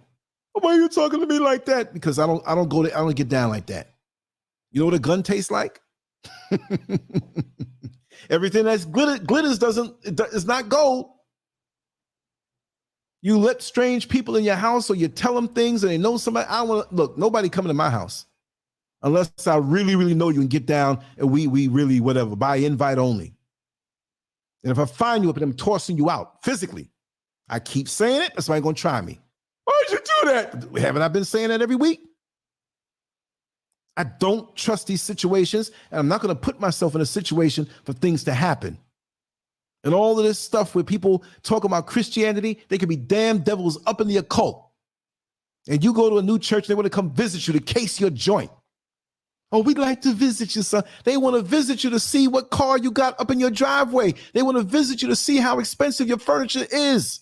They want to visit you to ask you to use your bathroom. You think they're just using the bathroom to take a dump or take a leak? They stay in there long.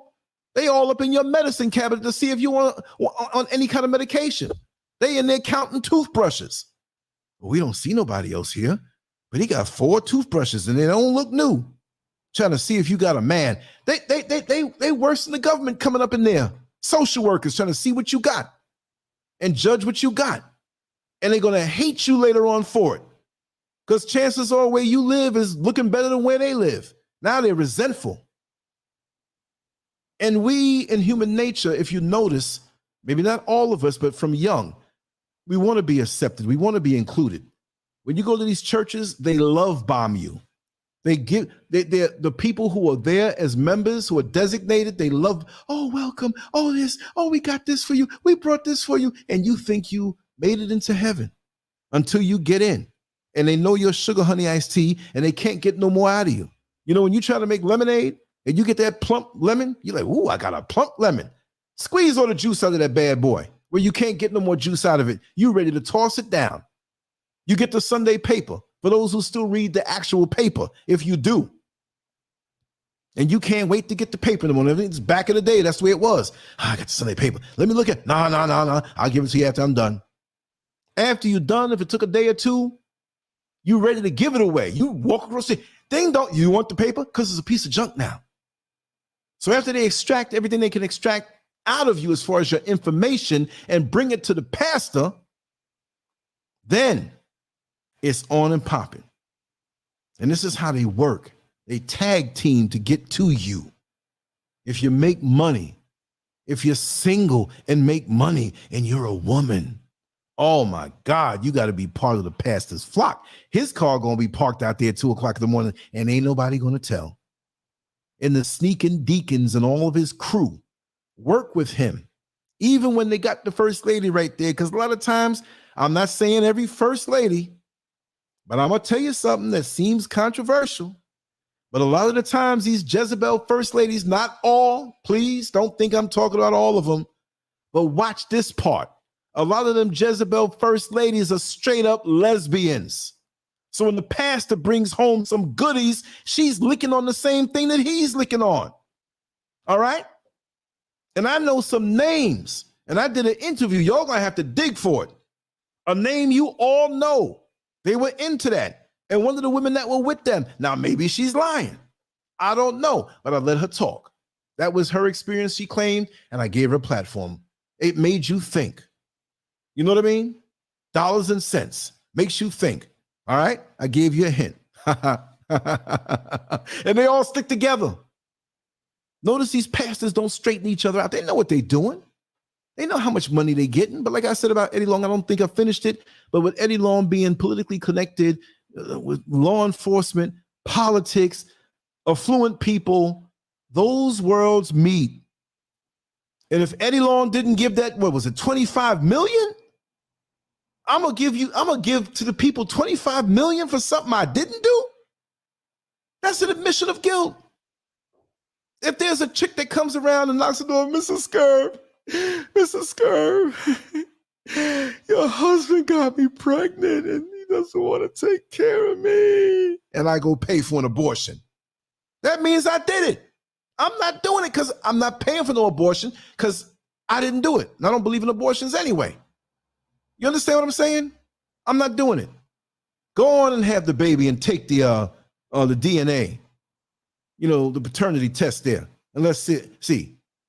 Lancescurv, you are not the father. I knew it all along. I'm not paying for that.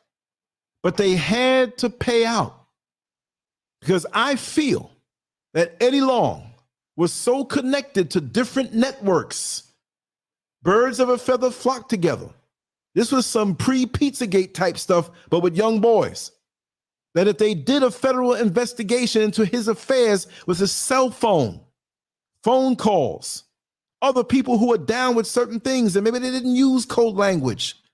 There would have been politicians. There would have been people high up in law enforcement. There would have been people all over. There would have been a network. For that man to be up there preaching so strong about certain things and preaching against homosexuality, and that's what you're doing exclusively, it wasn't no combo pack. Oh, he messed around with a couple boys and he messed around with a couple girls. It wasn't no combination. You know what I mean? Like when you go to the restaurant for the first time and it's like, especially them Chinese joints, we have this, we have that. I don't know what I want to get. Or we have combo pack. And with combo pack, you have a little bit of everything. You have duck sauce, soy sauce, mustard sauce. You have dog, you have chicken, you have fish. Then now, you little dumb nigga, you know what it is that you want. No, specialize. And I'm going to tell you something too. I'm an OG out here on the internet. Next month makes 22 years. And a year after YouTube was even made in 2005 was 2006. Gay dudes, because I got my gay informants too. So be careful. I ain't that, but I got some people who roll with me, even though I talk and say I don't agree with it. They still love my spirit. Well, Lance, it kind of hurts us that you don't accept us more, but we got a bit of information for you. And have you ever heard about Bishop Eddie Long? This is in 2006. I mean, who the hell is this Eddie Long dude? It's like when you watch a porn movie and at the end they got the fake names and you laughing. Johnny Sweet Cum. You know what I mean? Eddie Long. And you know what the long means, right? It sounds like a porno character, right? Then you see another porno movie with the same guy in it and he got a different name. You know? That's the way it is. But yeah, he had to be the front man because he got busted. So he had to be the man to pay up, end things quickly so this doesn't get out. Because there was a whole lot of people shaking in their boots when that happened. That's just my take on it. Because when you're so high profile, somebody has to know what it is that you're doing. Somebody has to know. And like I said, I'm getting ready to sign off. I am so sorry I didn't acknowledge the chat room. Not that I wasn't, but I was just running my mouth. Let me just see. Should I even try? There's so many names here. You know I love you all. Will you be mad at me if I don't? My voice is a little sore right now, but I try to mix a little humor with facts. Look. This is getting on the church's ass week for some reason, right? We did it yesterday in a different way. We're doing it today. We're gonna continue this bad boy tomorrow, and we're gonna have a heck of a Friday with the show we do because I'm gonna go even more hardcore. And if anybody wants to call in on that show, whichever way you're connected to me, there's no more wires and no more whatever. Whichever way you can ring my phone, if it's through Instagram, if it's through Facebook Messenger, if it's through WhatsApp, if it's direct, if you want to call direct, whatever. And really and truly, if there's anybody who wants to maybe add on something to this right now and you want to call, let me know and just call. Let me put the number across. Let's see if you want to call in and add on to this because this is kind of like a little masterpiece. It was really like a stand-up comedy, if you ask me. Let me flash the number across the bottom.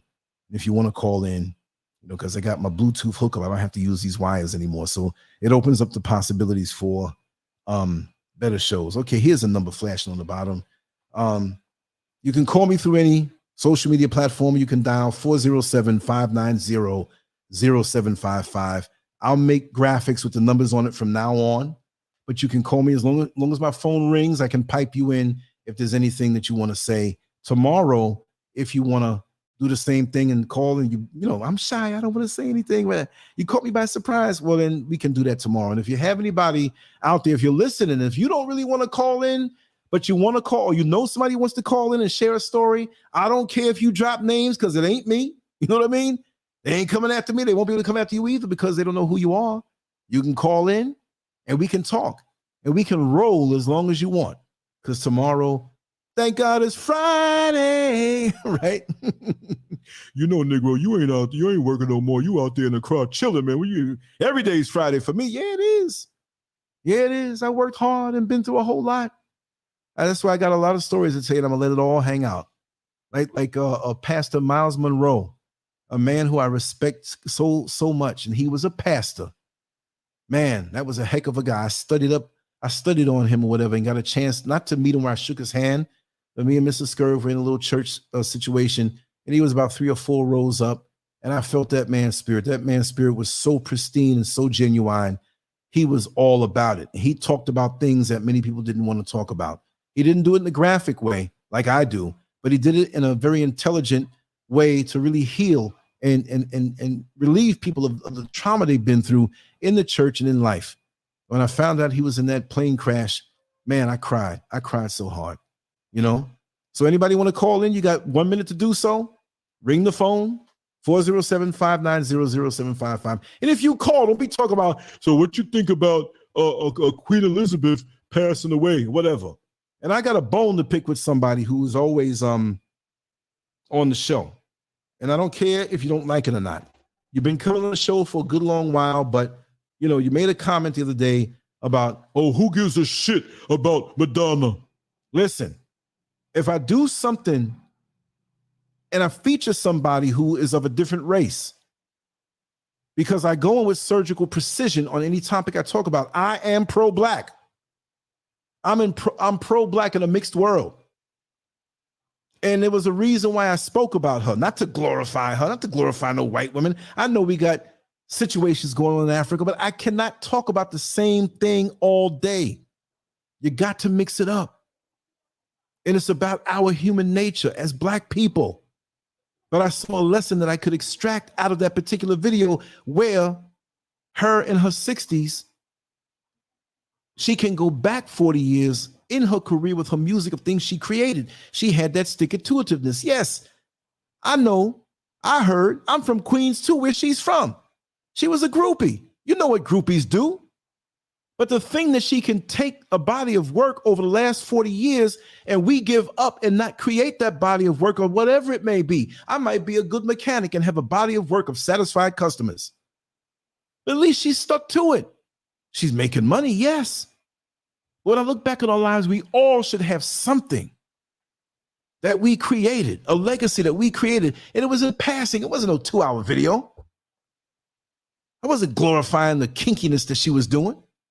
I just said, hey, listen, when we get to a certain age, we should have something that we can look back on. And I'm very happy that as I approach my 60th birthday in April, I have 22 years of something that I've been working on in Lancescurv.com, even before the name Lancescurv.com came to be in April of 2010.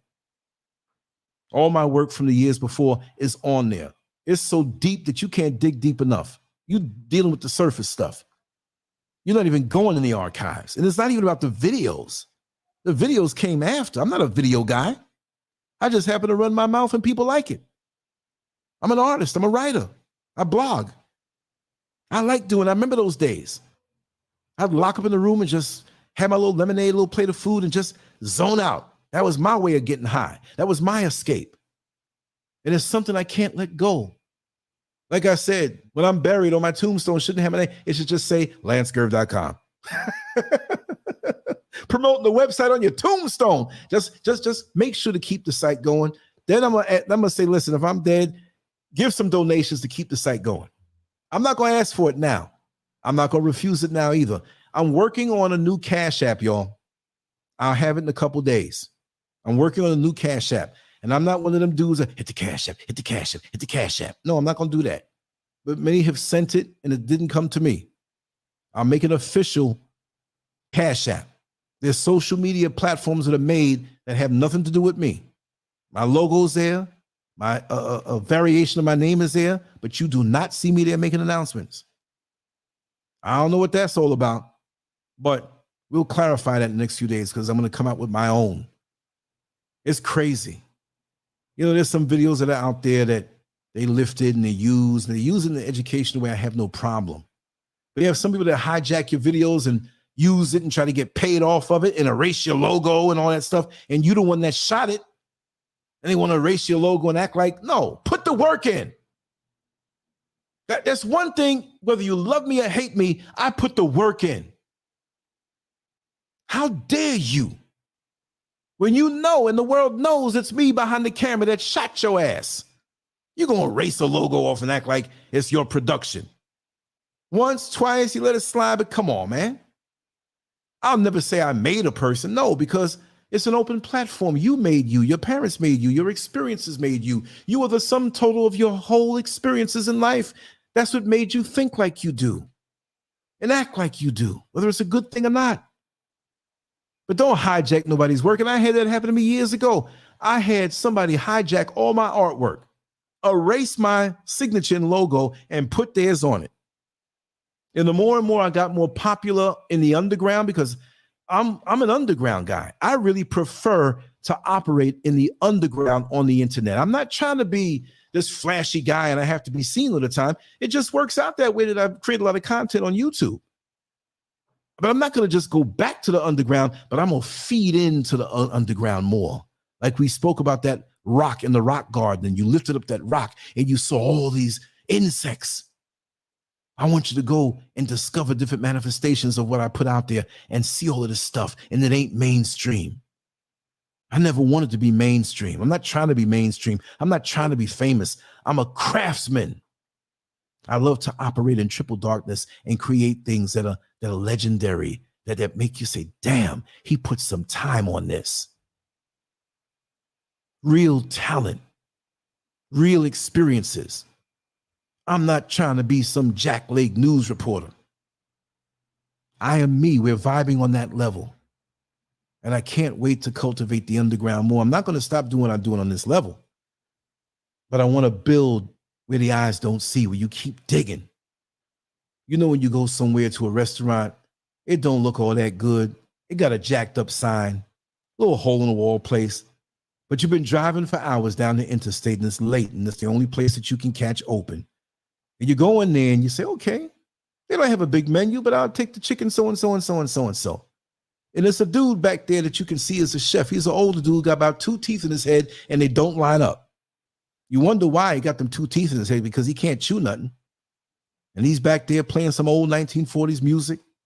And you sit down for a while and you don't have to wait too long. All of a sudden, this chicken dish is sitting in front of you. They bring you this big mug that you didn't order. Oh, we didn't order that. No, it's on us, man. It's on. We want. And you eat that food.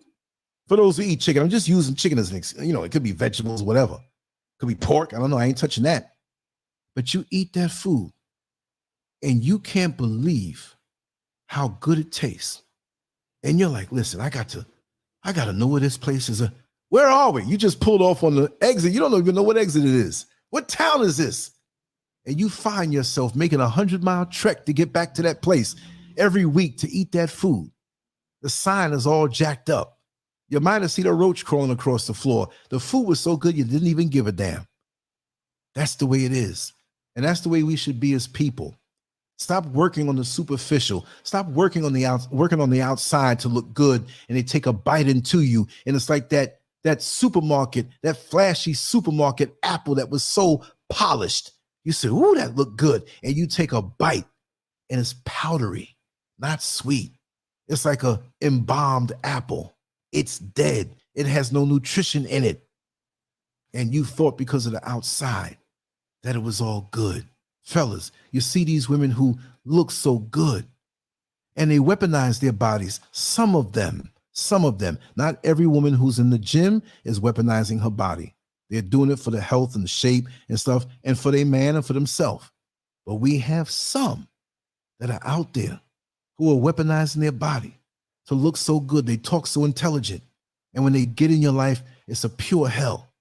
Ladies, there are brothers out there that are sharks. They ain't looking to commit to you. They ain't gonna marry you.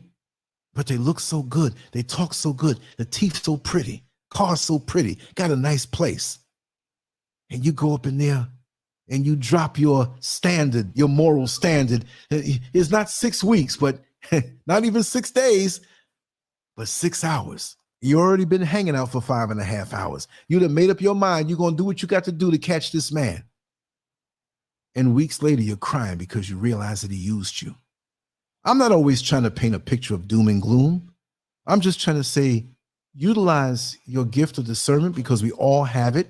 If it's not working, unclog it, change the filter. Don't get so caught up in the worldliness, and stay to yourself for a day or two and meditate. Have your own thoughts. Do some music therapy. If you feel down, music is stimulants. I won't say drugs. You feel down, you play the right songs from your past when you were happy, it'll pick you up. If you're too hyper, you play something soothing and calming and relaxing. It will make you rest. If you're feeling sad sometimes, you can play something sentimental that makes you feel good. What was the name of the song? It was by the Memphis Horns. I can't play it for you here because YouTube always wants to knock you down for copyright and whatever. I'm not trying to steal nobody's content. The Memphis Horns, Just for Your Love. That's the name of the song. Google it. Somebody please put it in the chat room. Just for Your Love, Memphis Horns. Man, I played that song for about 3.5 hours back to back. I kept clicking YouTube. I clicked it so much, YouTube didn't want to play it no more. I had to refresh the page. Just for Your Love, doom, doom, doom, doom, doom. And they got the horns in the background. At the end, doom, doom, doom, doom, doom, doom, doom, doom, doom, doom, doom, doom, doom, doom. Oh man, I'm gonna play it after the show is over. If you're constipated, you'll go to the bathroom. That's how smooth that song is. And it did it for me. You've got to know yourself, how to bring yourself back to a certain state of mind that you need to be back in after you've become frazzled and dealing with the outside world and the spirits that are out there that are looking to knock you off your groove, knock you out your zone. You have to know yourself to be able to do that. And again, I want to outwear my welcome. Tomorrow, we will continue this same exact conversation, and it will be under a different title. Might as well. Tomorrow's Friday, and maybe I'll be a little more comical. And please share this if you want to entertain somebody, or what do you think about what he said type thing. I'm good if it doesn't get 1 million hits. I'm not saying to do that for that, but we put down a nice little monologue today, and I'm going to look over the chat room when everything is finished. But I had to dig deep, and I couldn't focus. You know, I want to say hi to everybody, but I got to get deep. Look, you go to a boxing match, right? And you're an aunt of one of the boxers or uncle or somebody you haven't seen them in like 3 or 4 years. They boxing. Somebody's trying to take their head off. You can't get mad when you're at ringside screaming and they don't hear you because they're so focused on what they're doing. So I'm here, but we had so many comments and so many. I know my family. I thank you for coming here. And if you're new, make sure to subscribe. And again, we did the app over. Download the Lancescurv app. And that number you should have in your phone, and that email address you should have in your phone, because it depends on you for stories and forwarded emails. But send it to me on Lancescurv or lance@lancescurv.com.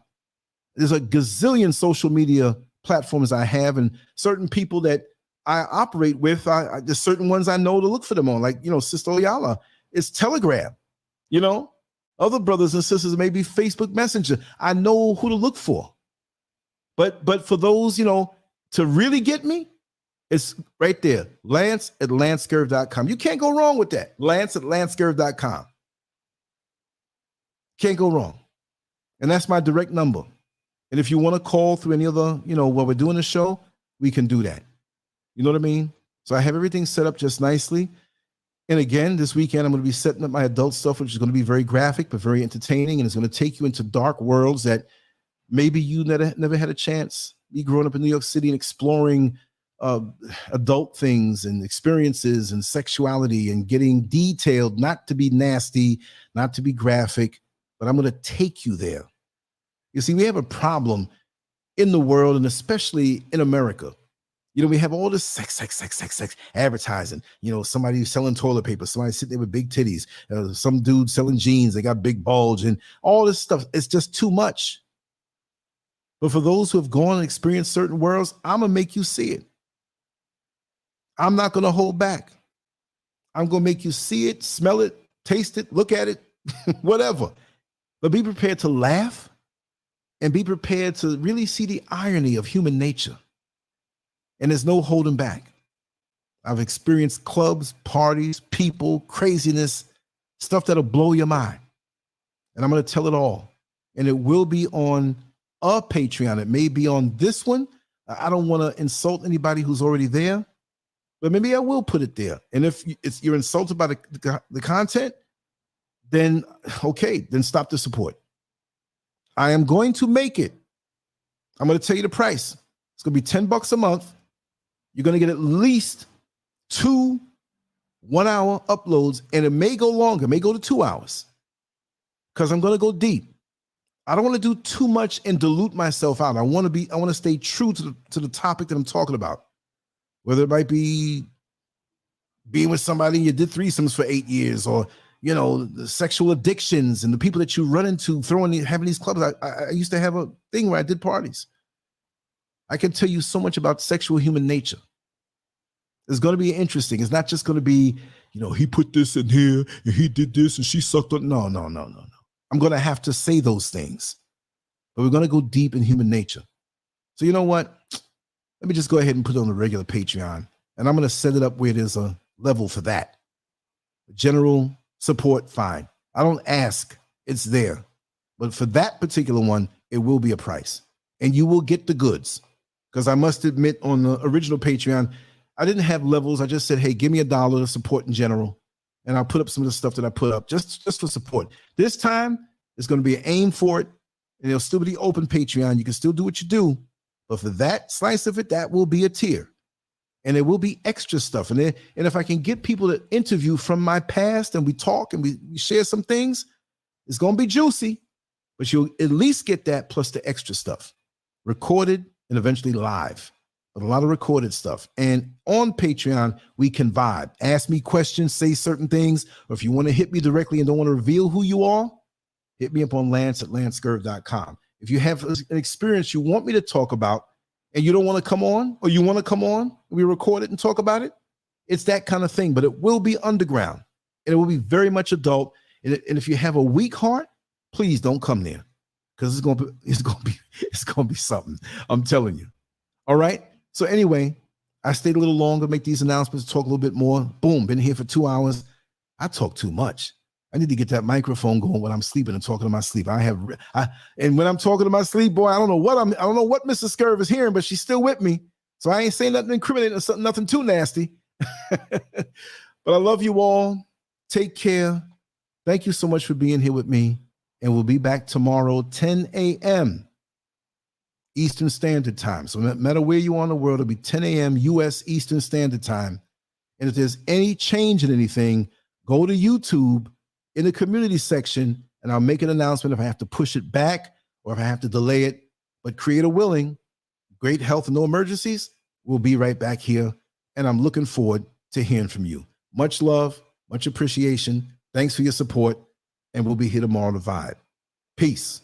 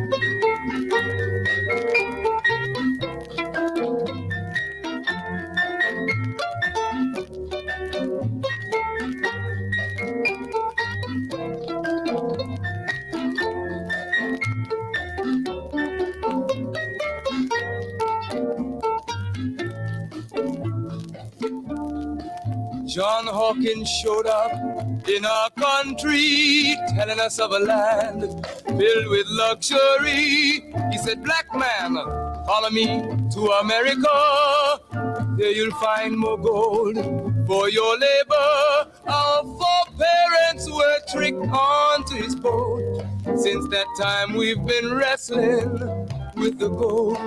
We landed here in Jamestown, Virginia, 400 years to suffer. So my friend, it's easy to tell, white man heaven is black man hell.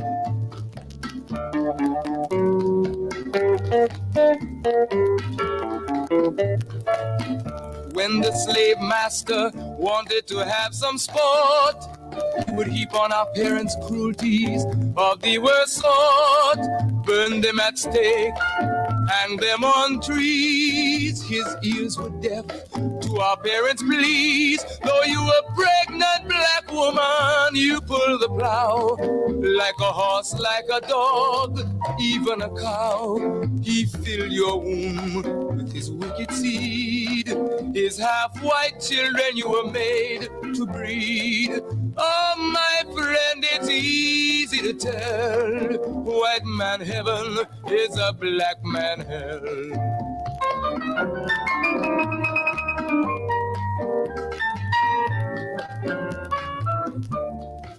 So-called Negro, open up your eyes. Black man everywhere is on the rise. days, he has kicked the white man out of Asia, and he's going fast out of Africa with every ounce of strength and breath.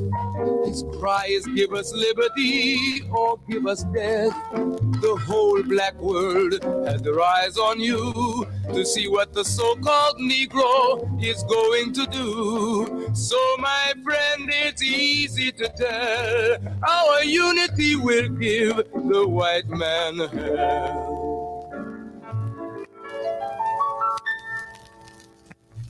God made a promise to Abraham, his seed would be a stranger in a foreign land. They would suffer and be afflicted 400 years, but he would come, wipe away their tears. Our God and Savior, Allah has come. He has declared the white man's day is done. He has given us a divine messenger, one prophesied to come. His name is Elijah. We now can stand up the whole world to tell. Our God has come to give us heaven and take the devil into hell.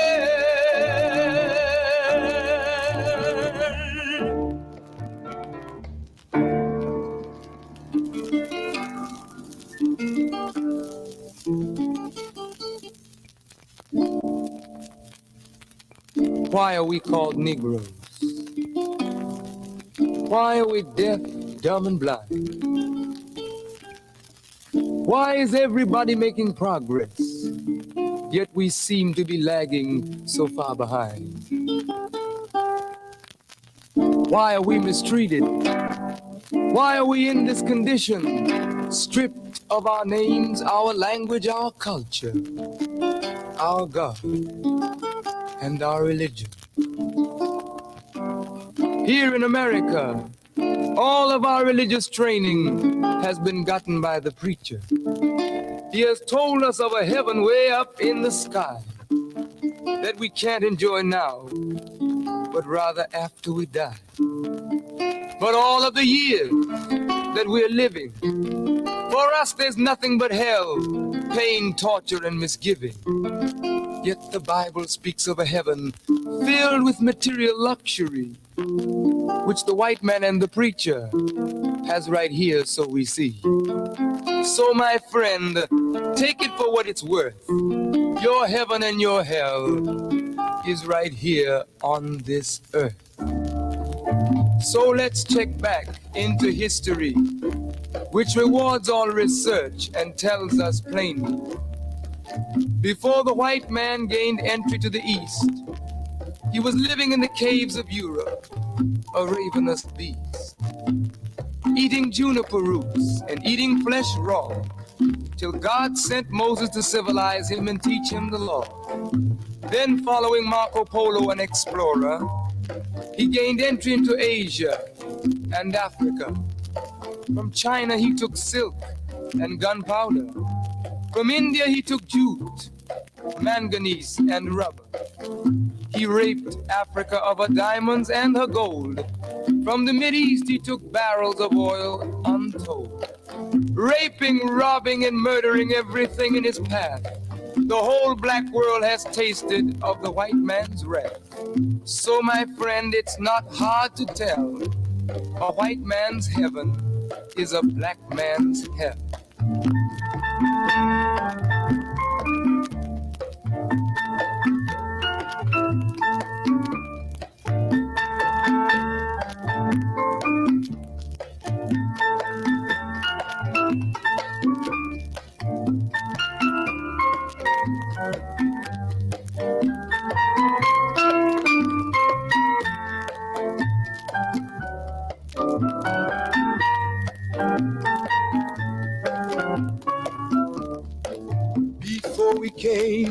to America, we were living in the East.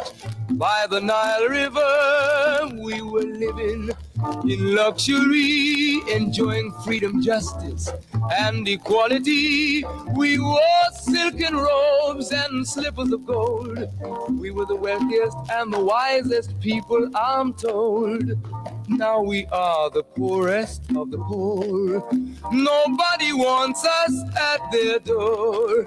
So, my friend, it's easy to tell. White man heaven is black man hell.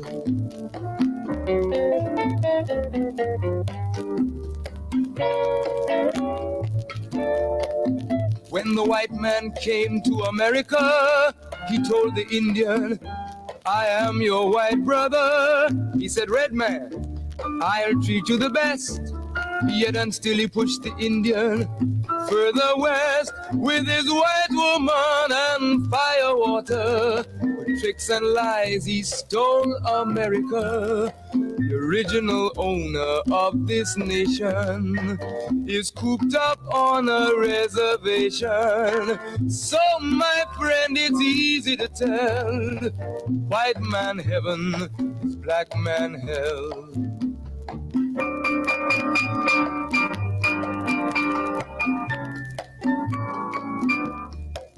He needed someone to work the land. His back was too weak. He needed you, black man, so he commissioned Sir John Hawkins to commit the world's most grievous sin, to take a man who's born to be free and bring him down to slavery, to sell a man as merchandise.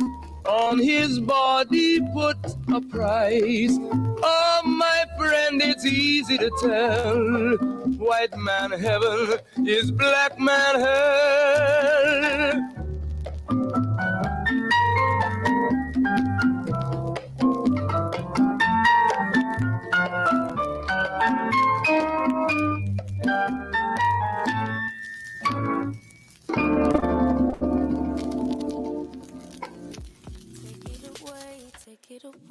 Feeling too good to me. Chilling all day, all in your space is where I wanna be.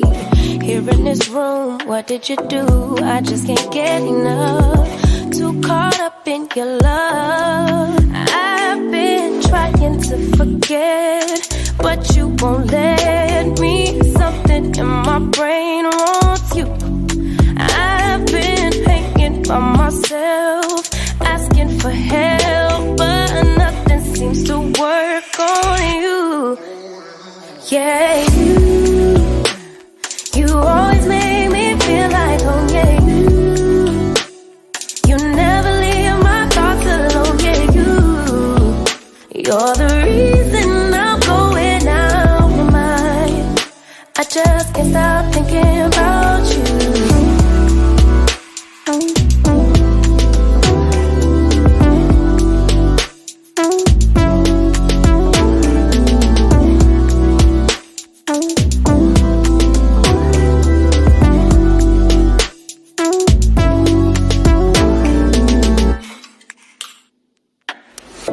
All that I crave when you're away, nights are sleepless. Do we need space? Yeah, maybe a break. Boy, you're my weakness.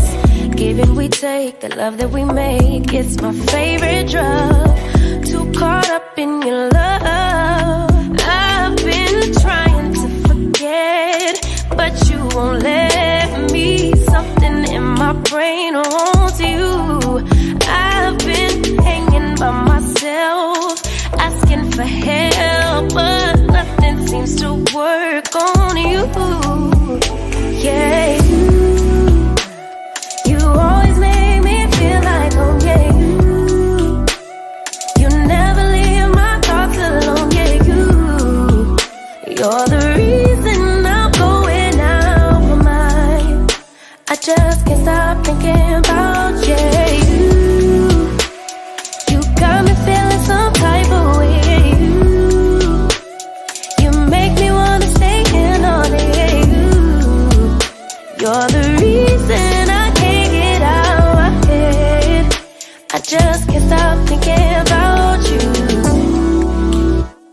just can't stop thinking about you. I just can't stop thinking about you. I just can't stop thinking about you. I just can't stop thinking about you.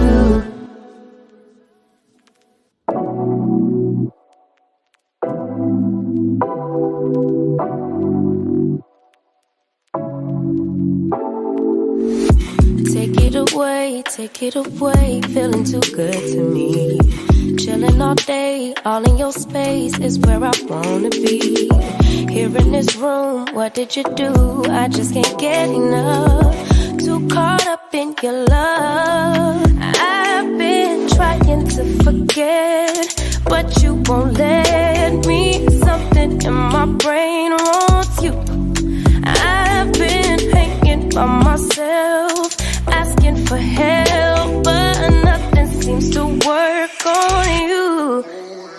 Yeah, you always make me feel like home. Yeah, you never leave my thoughts alone. Yeah, you're the reason I'm going out my mind. I just can't stop thinking about you.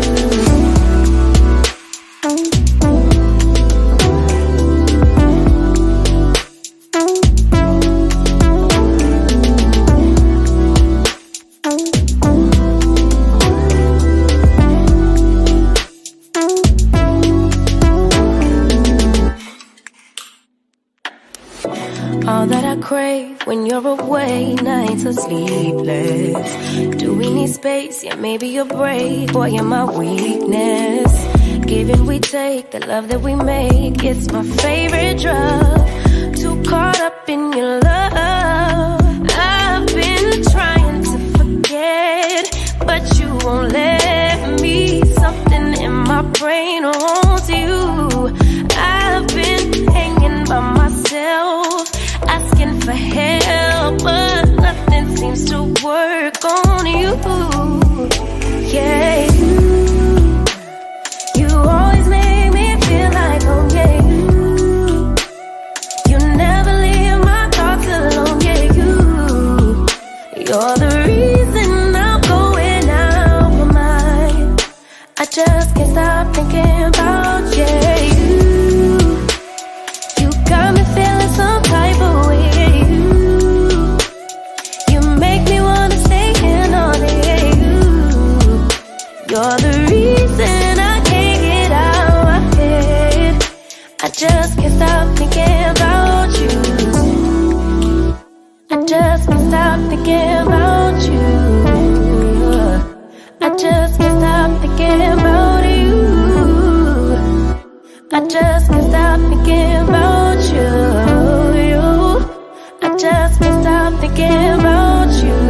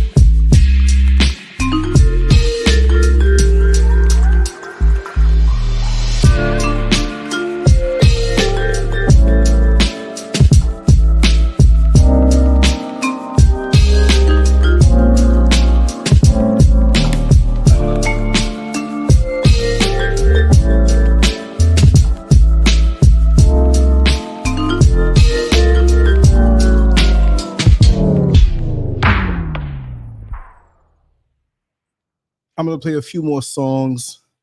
I'm gonna let a few more songs roll by, and let me know if you can hear this next song. That lets me know I have everything hooked up correctly. I had some problems a while back doing it this way, so let me know if you hear this music in the chat room, and if not, I'll play a few more other songs another way, but this can let me let it roll longer. So let me know if you can hear this.